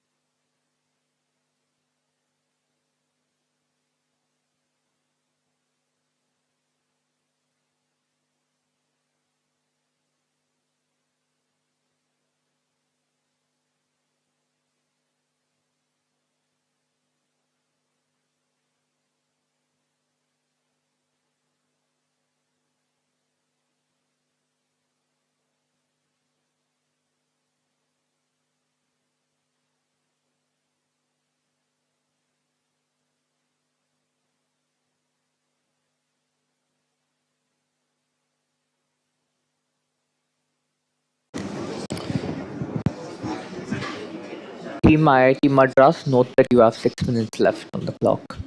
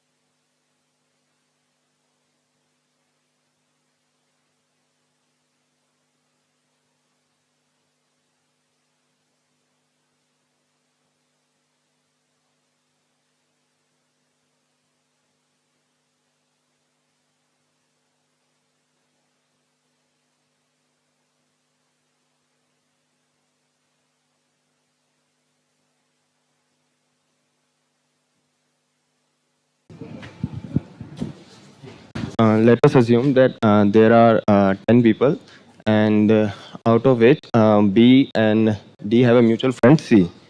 So now after 1 hour, definitely B and D are going to be friends. Similarly, let us assume that C has a friend G, E has a friend G, and J has a friend G. Now, after 1 hour, these three will be mutually friends. Like after 1 hour, if there are three, and then 3C2 friends plus these three pairs plus 3. Similarly, for a generalized case, let us assume that like this is H. H has some n friends. N strangers like have H as a mutual friend. Then there will be NC2 friends after 1 hour plus N.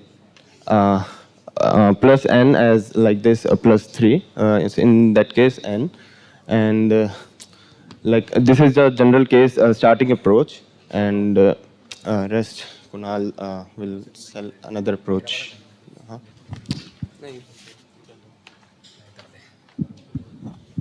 मेरे को भी 6%.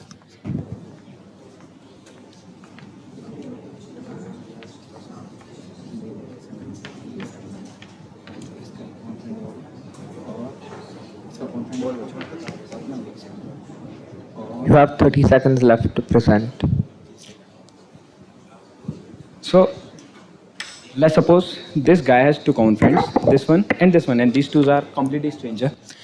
And after 1 hour, these are going to be friends, and this guy has common friend him, and this is also having him as common friend. So they both approach him, and if the cycle continues like this, so the time will be m minus 3 hours. Your time is up. TMIS, your 2 minutes starts now. So the basic construction was something like that. We construct a unbranched straight graph, something like this among the connecting all the m people. The claim is that there are two claims. If the graph is branched at some point, in 1 hour this would create these three sides. But if the graph is not branched among these 3 points, these 4 points, 1, 2, 3 and 4, it would create only 2 sides. So by considering something like greedy algorithm, it's more optimal to construct a linear graph instead of a branched one. And another intuitive claim is that at each hour, the number of edges created decreases with the hours going on. So the maximum possible number of edges is MC2. So in this configuration, considering the last hour creates 1, and up to this first hour would create m minus 2 edges. if we have a linear graph up to m minus 2. And we originally have given m minus 1 edges. So some of these would be m minus 1 times m by 2, which is mc2. So heuristically, this is the maximum possible time taken for a graph.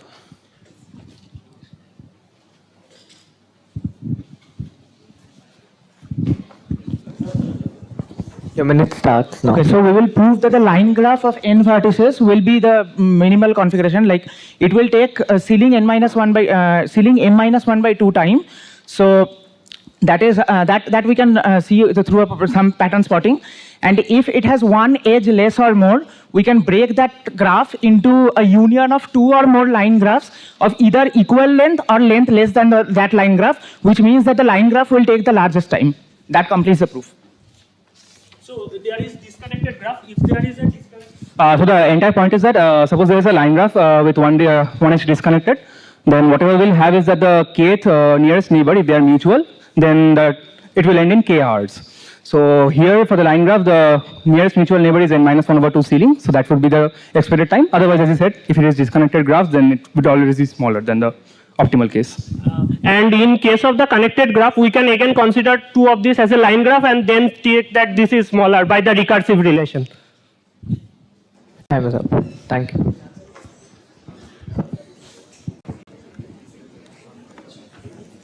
The judges have a Hello. class. So what was your answer? The amount of time would be taken? What's the maximal time? Ceiling of n minus 1 by 2. So for even it's... Yes. The numbers written are just sum total of the number of edges created in m minus 2 hours.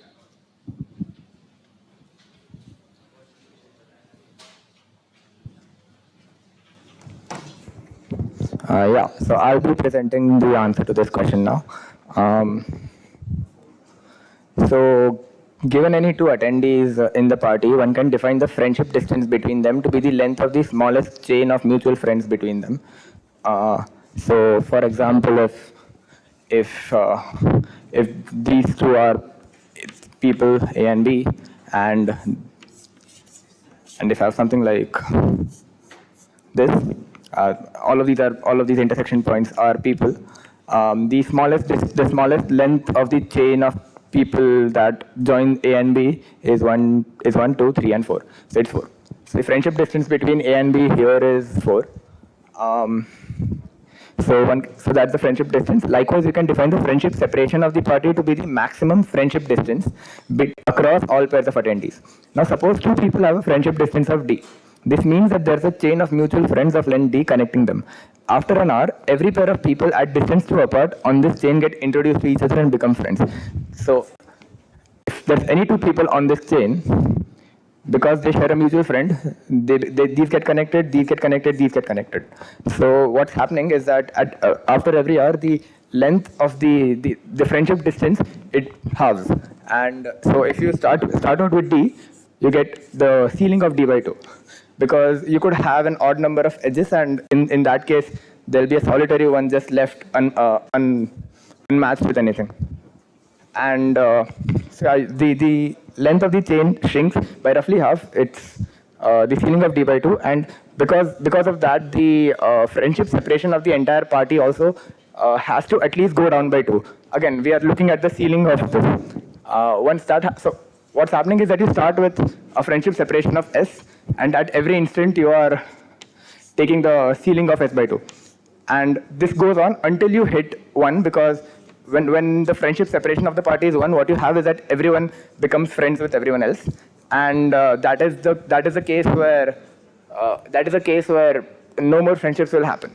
So what's the maximum time it can take to go from S to 1 by a sequence of these manipulations? And the answer turns out to be log 2s, the ceiling of this, because you're halving it at every step. And so if you halve this if you repeat this process for k steps, you need 2 to the k to equal s, and k turns out to be the log base 2 of s. And if you take the ceilings into account, you'll see that you'll have to take the ceiling at the end. So now, if you start with the separation of s, what will happen is that if you want to maximize this, This will be maximized when S is maximum, and that happens for the line graph, as a lot of you guessed.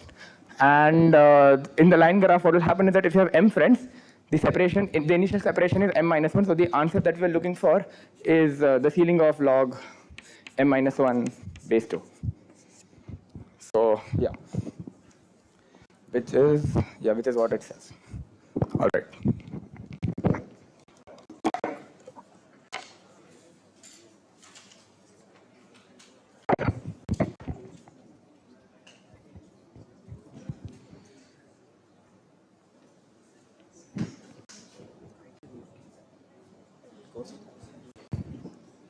All right, Team IIT Roorkee, would you like to pick your question out of the remaining? I think question 1 was just picked. Okay, question 1. Team IIT Roorkee picks question 1, and question 1, yeah, it was picked earlier.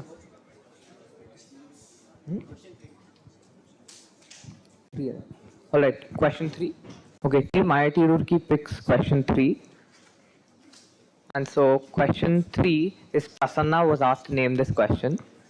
Naman has a polynomial p of x1 to xn. So basically you have xi variables with real coefficients which takes in n real number inputs and gives a real number as an output. He asks his good friend Prasanna to check if p gives an integer output when the inputs are all integers.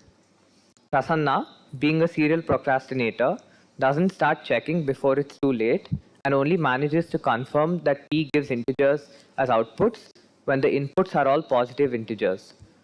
Show that the data is sufficient to deduce that p gives integer outputs when each of the n inputs is allowed to be any integer, so he shouldn't worry.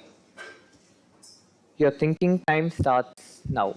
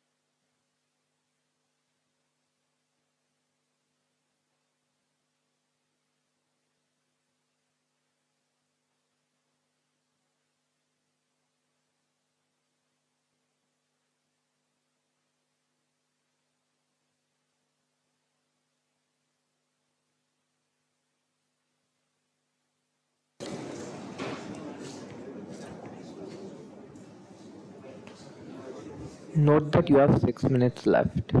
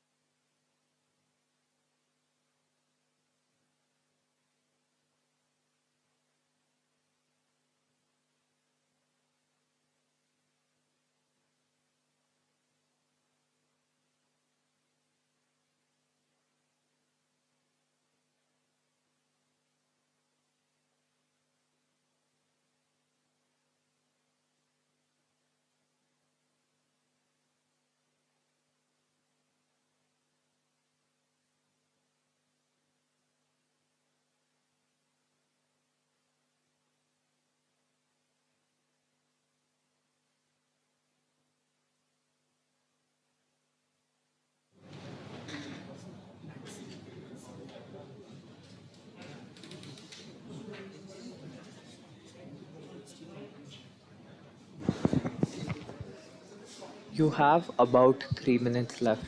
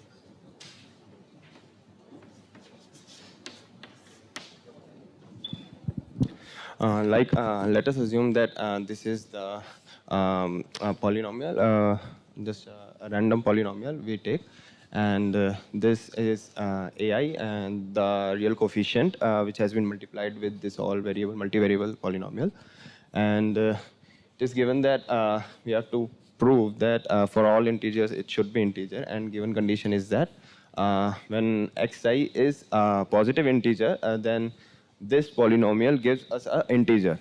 Let us assume that sum of the variable is negative, and like x1 got negative and x2 got some negative and xn got negative, or any number of variable get a negative.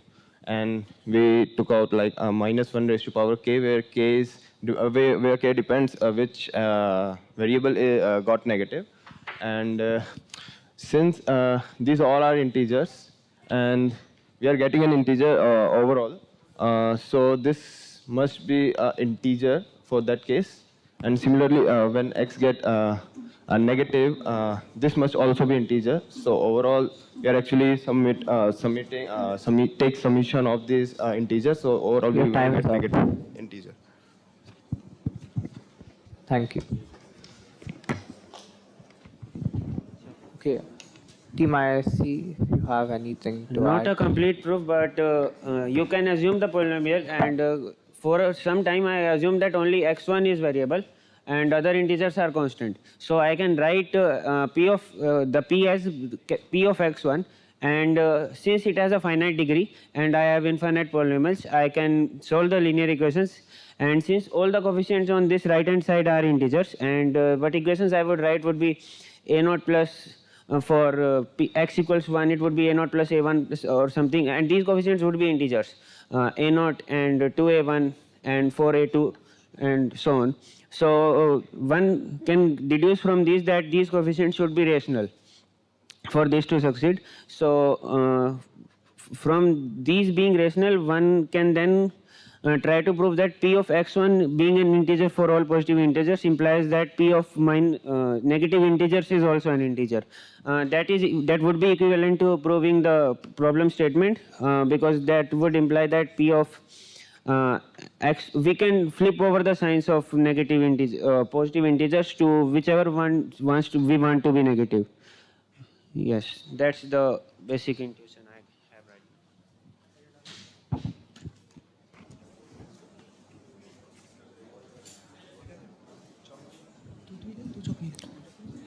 Isaac Kolkata, your time has started. So first we will show that for a 1-degree polynomial, if it gives an integral value in all positive integers, then the coefficients have to be integers.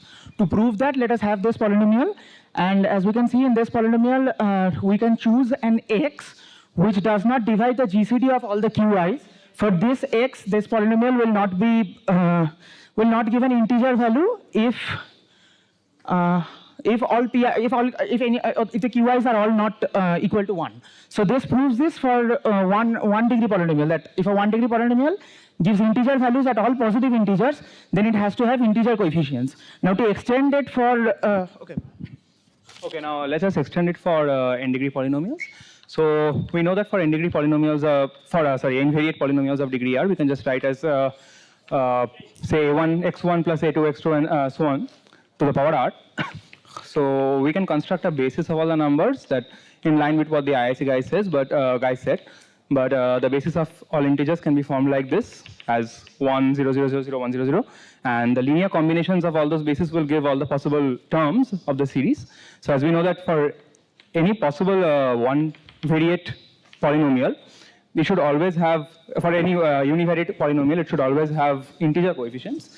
Therefore, just by using this basis to write down, to expand the final polynomial, you can find out that every such term would be an integer. So therefore, if all the positive integers give integers, then all the coefficients are integers, and hence all the negative integers will also yield integer values.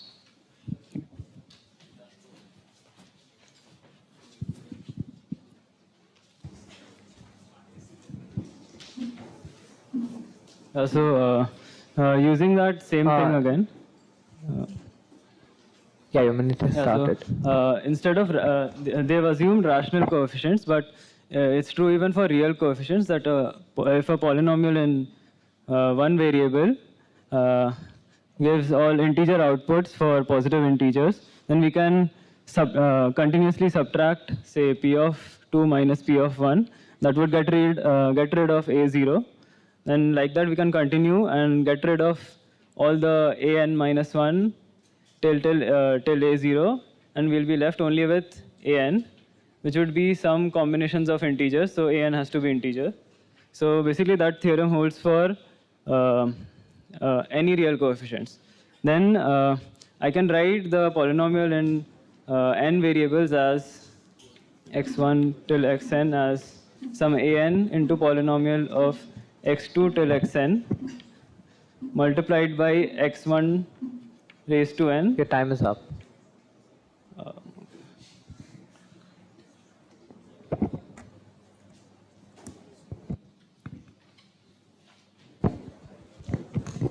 Do the judges want to ask the teams for any clarifications?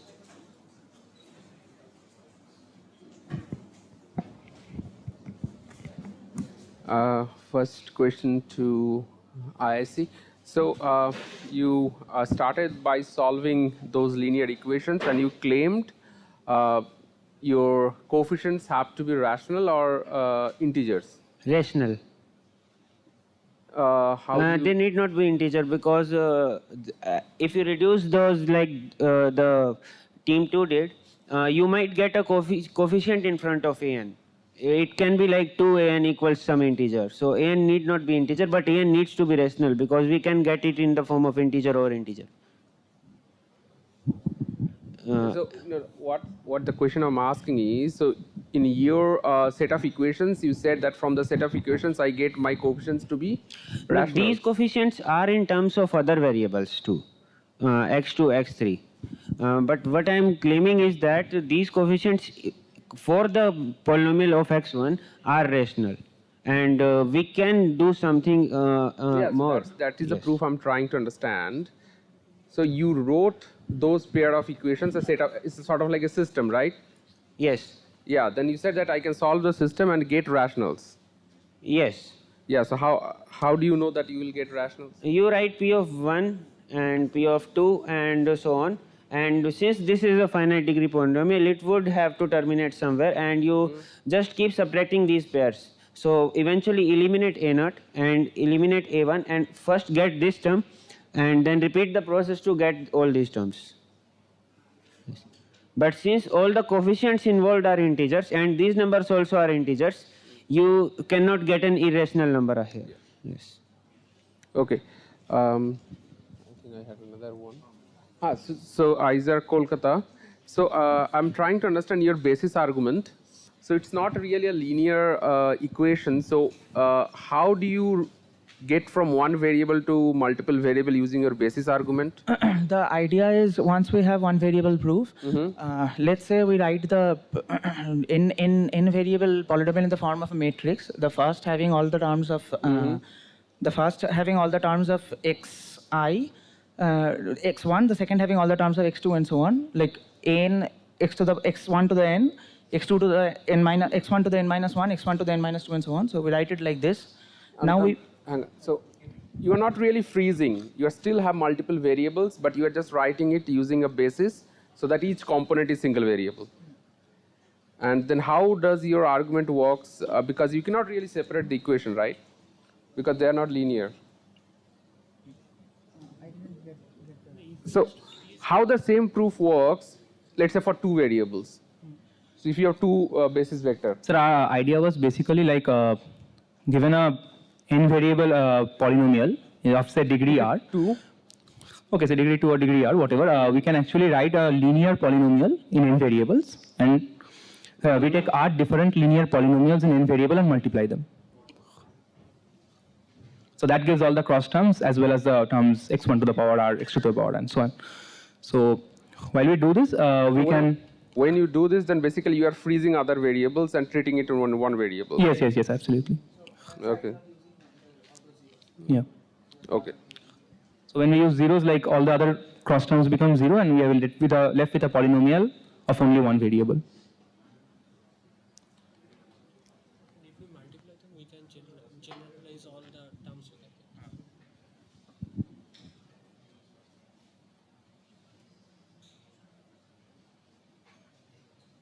So I had a question to Team ISC. So you mentioned, so the process that you do, that will give you all the coefficients. It'll tell you that all the coefficients are rational, but how do you take that and go ahead? Because there are polynomials with rational. I said that I do not know the algorithm from going to rational to integer. All right, okay. So that was the entirety of it. Yes, All right, that yeah. was the intuition I had. I Cool, just cool. gave Yeah. the intuition. Great.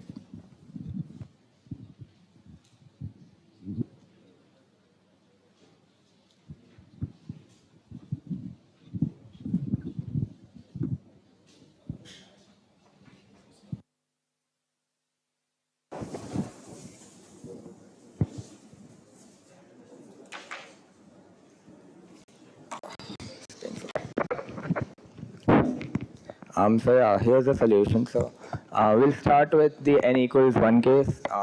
So in the n equals 1 case, actually a stronger statement is true. If you have a polynomial p of x such that p of 1, p of 2, and so on up until p of n plus 1 are give integer outputs, then p has to take integer values on all integers. One way to do this is to use the fact that if you look at the binomial coefficients, which are given as x minus 1, x minus I plus 1, divided by I factorial. This is a polynomial of degree I, because I terms, and equivalently x minus 1 choose I is also a polynomial in I of degree I. So you can write p, which is a real polynomial, as a real linear combination of these polynomials. So when you have this, because these are all of different degrees, so now when you write p in this fashion, you know that p of 1 to p of n plus 1 are all integers. So if I put p of 1 here, I get p of 1, which is an integer, is equal to summation of is equal to a0. The summation runs from 0 to n. Summation runs from 0 to n. So a0 times 0 choose 0, which is 1, plus a1 times 0 choose 1, and so on. And all of these binomial coefficients become 0 because the top is smaller than is lesser than the bottom. So what I have is that a0 is an integer, and what I can do is I can take the a0 times x choose 0 to x minus 1 choose 0 to the left hand side, and now I get another integer polynomial here, integer valued polynomial here, and I can repeat the process by feeding in 2, 3, and so on up until n plus 1. So what I get is that when expressed in the binomial basis, p has integer coefficients, and when I have that, I can just I can deduce that no matter what integers I put, because all of these take integer values on all inputs, p has to take integer values on all integers. So that concludes the n equals 1 case.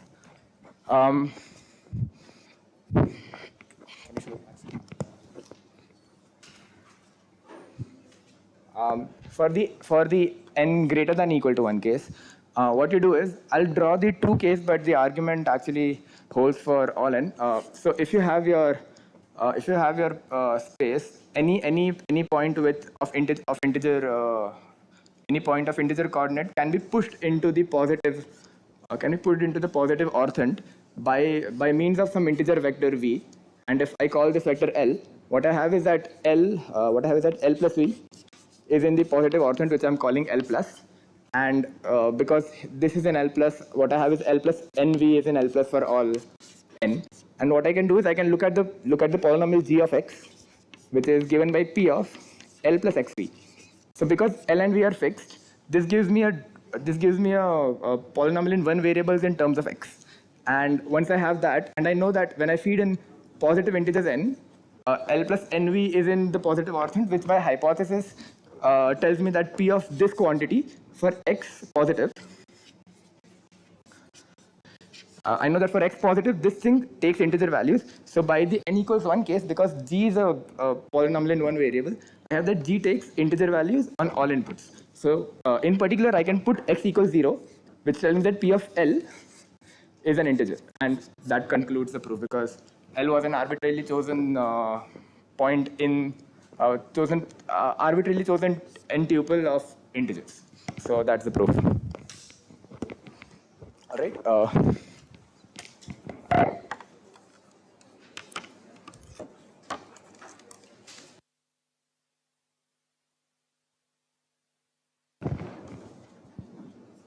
right, I think that leaves ISC with question 2. So ISC gets question 2. Question 2 is called how to train your wagon. After After finishing writing all n volumes of his magnum opus on train route planning, Vasudeva is taking a well-deserved n plus 1 choose 2 day vacation to the country Riemannia. Coincidentally, Riemannia has n plus 1 cities, and the only way to travel between them is to use train routes that run between all pair of cities. Only one train route is operational every day, and a given route does not become operational again until all the other routes have operated after. So note that when we say a train route is operational, we mean that there is bidirectional travel. He realizes he finds train journeys boring and decides to give talks, one volume for each journey, while he is on them. Not wanting to make the journeys even more unbearable, he would like a change of scenery by not traveling the same route more than once. Knowing the schedule, can he always plan his vacation in a clever manner so that he travels on n distinct routes and thus gets to talk about the entirety of his work? Please note that all trains start in the morning and reach their destination at night. Your thinking time starts now.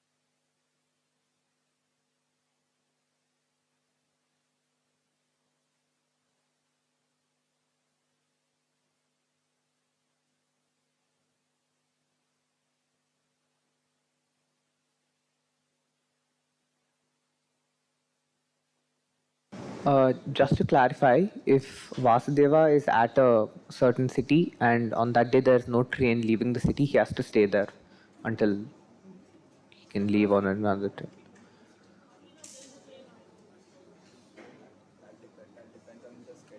Yeah, that is what the schedule tells you, right? That's based on the scheduling.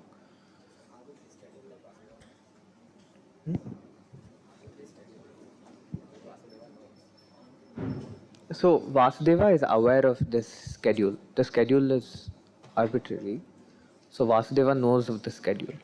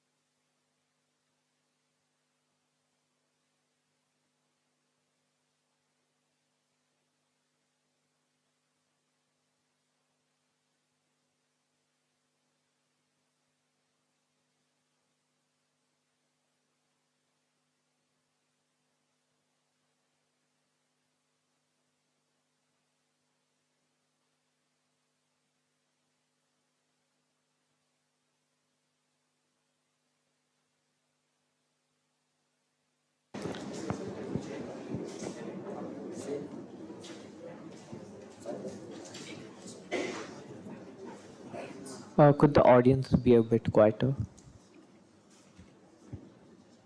Also, team, you have about 5 minutes left.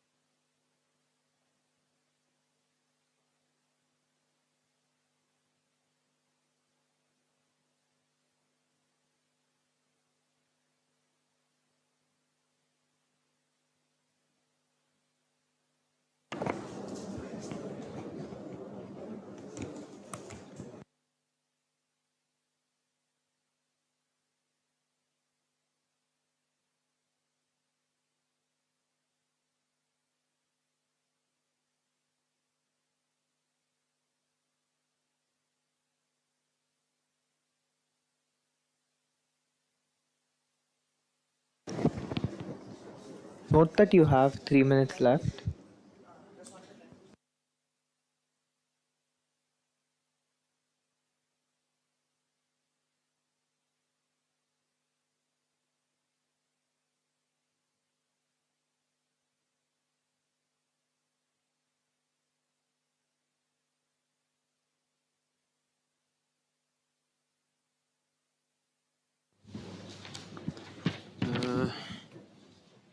So what we can do is label the each of the path in a since there are n plus 1 C2 days and n plus 1 C2 paths, there would be one path for each day. I label each path with the day number, and I from the vertex I start. I choose the path with the smallest number, and I choose that path only if the following city does have a larger number than that. For example, if this vertex is number 1 and suppose this vertex has the smallest part with the index 1, and say this vertex has an index 16 and on these paths are number 14, 13 and less number than 16, then I do not choose that path, then I move on to the next smallest number. So this algorithm should produce such a way that he works out. One example I was thinking of was suppose I'm n equals to 3 and I am on city number 1, and the paths first day are like these 2, 4, 3, 4 and 1, 2, 1, 4, 1, 3. Say I am stuck on city 1, so the first train I would, and I have to go to 3 more cities. So the first train I would get would be from city 1 to 2, and I don't really see a way of choosing 3 cities. That 53 seconds. I can still go on. N equals to 3, n plus 2 cities, and n equals to 3, 3 plus 1 C2, 4 C2, 6, yeah 6. So 6 days, 6 paths. Yes. Say you are stuck on 1. You're on your last 30 seconds. Yes, yes, yes. So where can you go?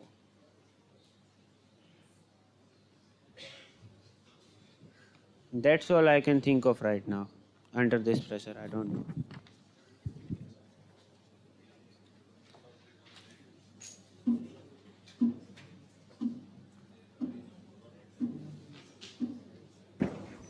Okay, ISIT Kolkata, your time has started.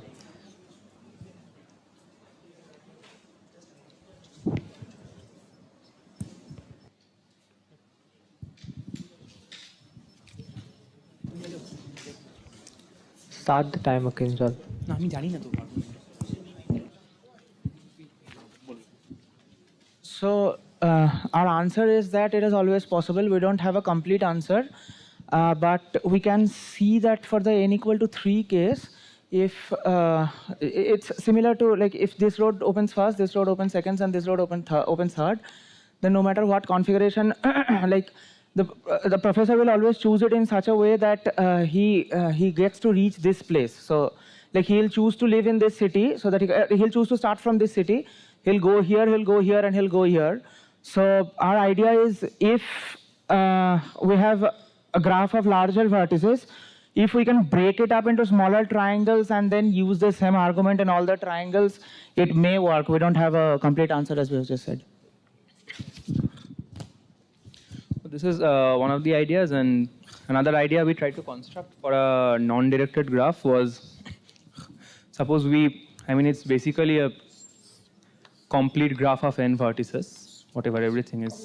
We need to find an Eulerian path in a complete graph of n vertices. Yeah, so that is the point.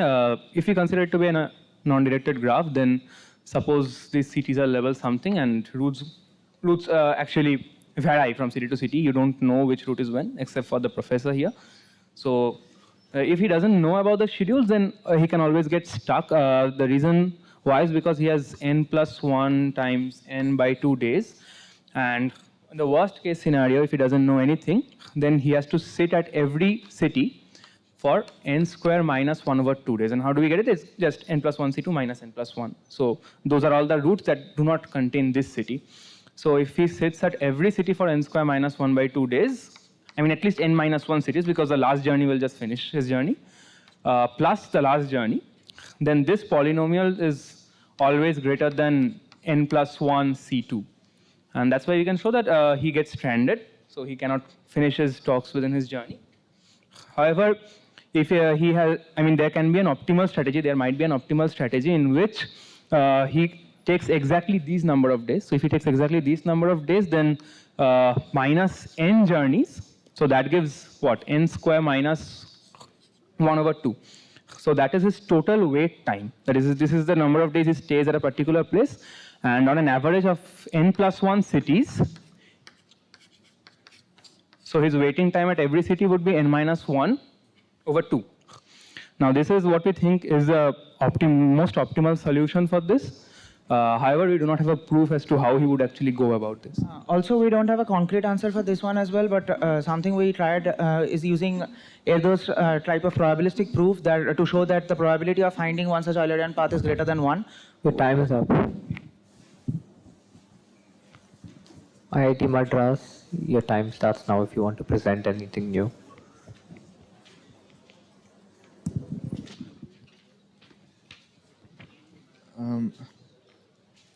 Say n plus 1 cities.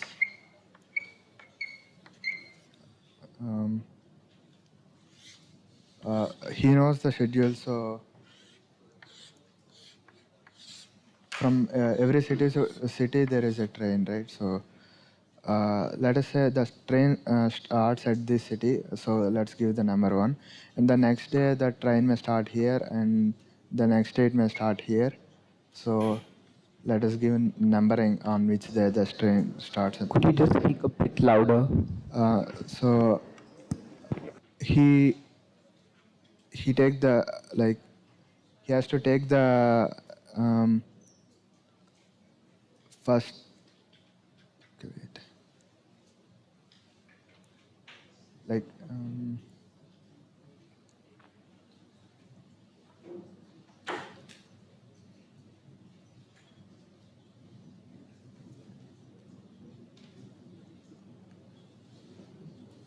See.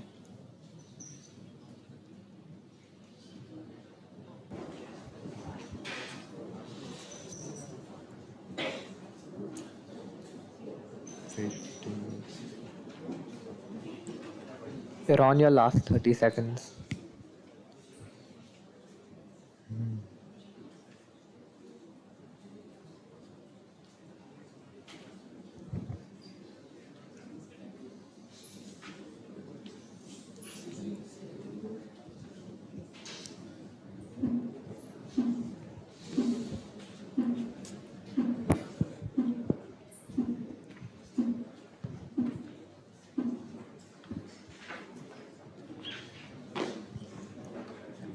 IT Roorkee, you have a minute to add anything new.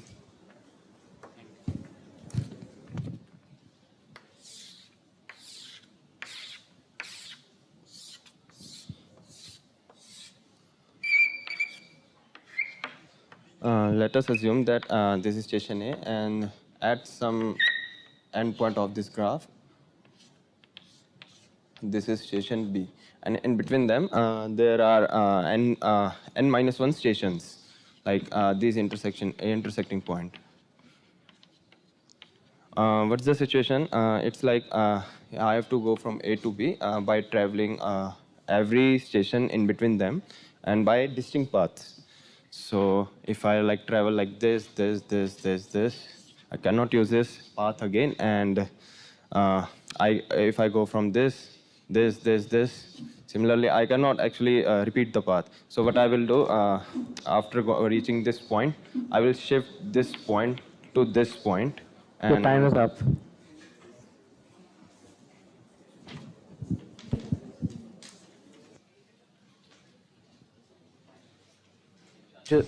Does the judges want to ask any of the teams to clarify I anything? want to clarify the algorithm that ISC had. So what was the algorithm? So you are labeling the vertices and also the edges? So I'm trying to understand because you had written some 14, 15, 16. Actually, the whole time I thought the initial city was fixed. So that was a problem. The actual version should be you should choose the initial city to be the first part and to take any one of these. I guess any one of these would work. Label the paths.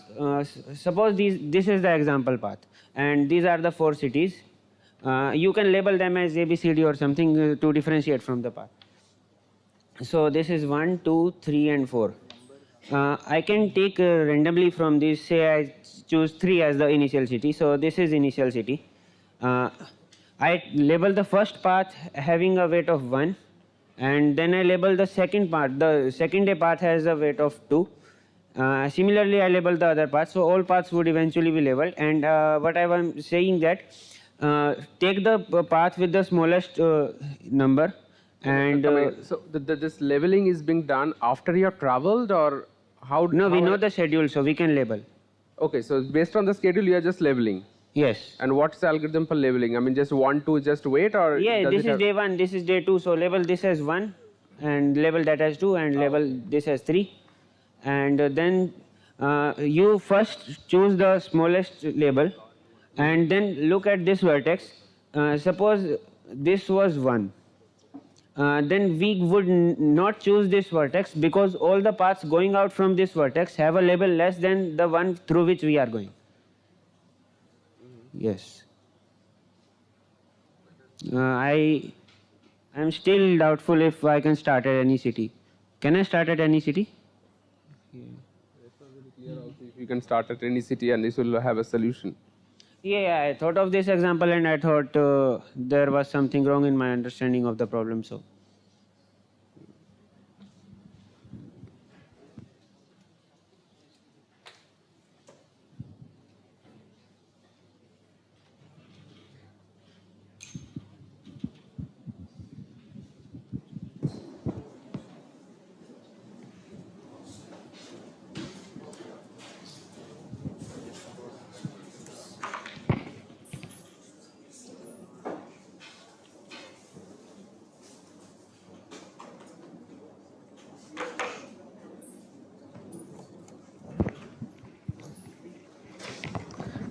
So I'll present the answer to this question now.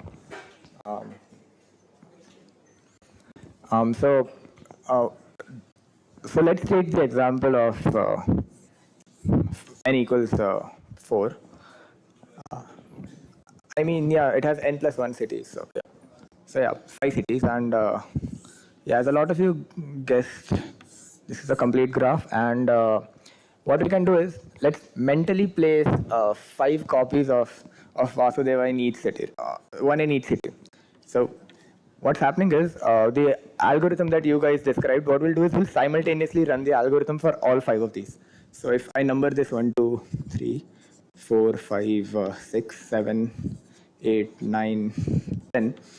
So what will happen is that at each step, so one way to see this is that they come. So the train schedule starts, and the trains move in accordance with the schedule, and the people commute in accordance to how the trains are moving. So if I look at the Vasudeva clone who's sitting on this vertex, on day 1 he'll go here. On day 2 nothing will happen. On day 3 nothing will happen. Only on day 7 will he go here, and then on day 9 he'll come here, and then on day 10 he'll come here, and he'll end his journey. And similarly, we can see what happens when what happens to this person, what happens to this person, what happens to this person, what happens to this person. And because there are n into n plus 1 by 2 days, because we are looking at n plus 1 choose 2 days, and every person, and every day 2 people commute. The total number of commutions that happen are n into n plus 1. Now there are n plus 1 people, so on average, each person commutes n times. So because on average each person commutes n times, each person individually cannot have commuted less than n times, because then the average would be less than n. So that means that there's at least one Vasudeva who commutes n times, which is what we needed. Because a sequence of commutations would mean that that Vasudeva's journey takes n days. Vasudeva travels n distinct routes. Is that clear?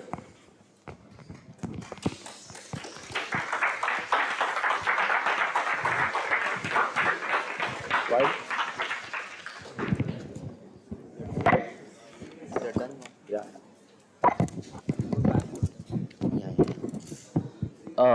And hence we conclude Mimamsa Mains 2022 Mathematics Deep Thought. We are all gonna go, thank you all for joining us, participants, judges, and audience. We sincerely hope you had an enjoyable session. Now we're gonna break for lunch. Participants, the team coordinators will escort you to the dining block and then to the LHC, where the brief thought begins at 3:30 p.m. You guys need to be there early, but the team coordinators will be with you and they'll escort you over there. Thank you everyone for joining us. We conclude here.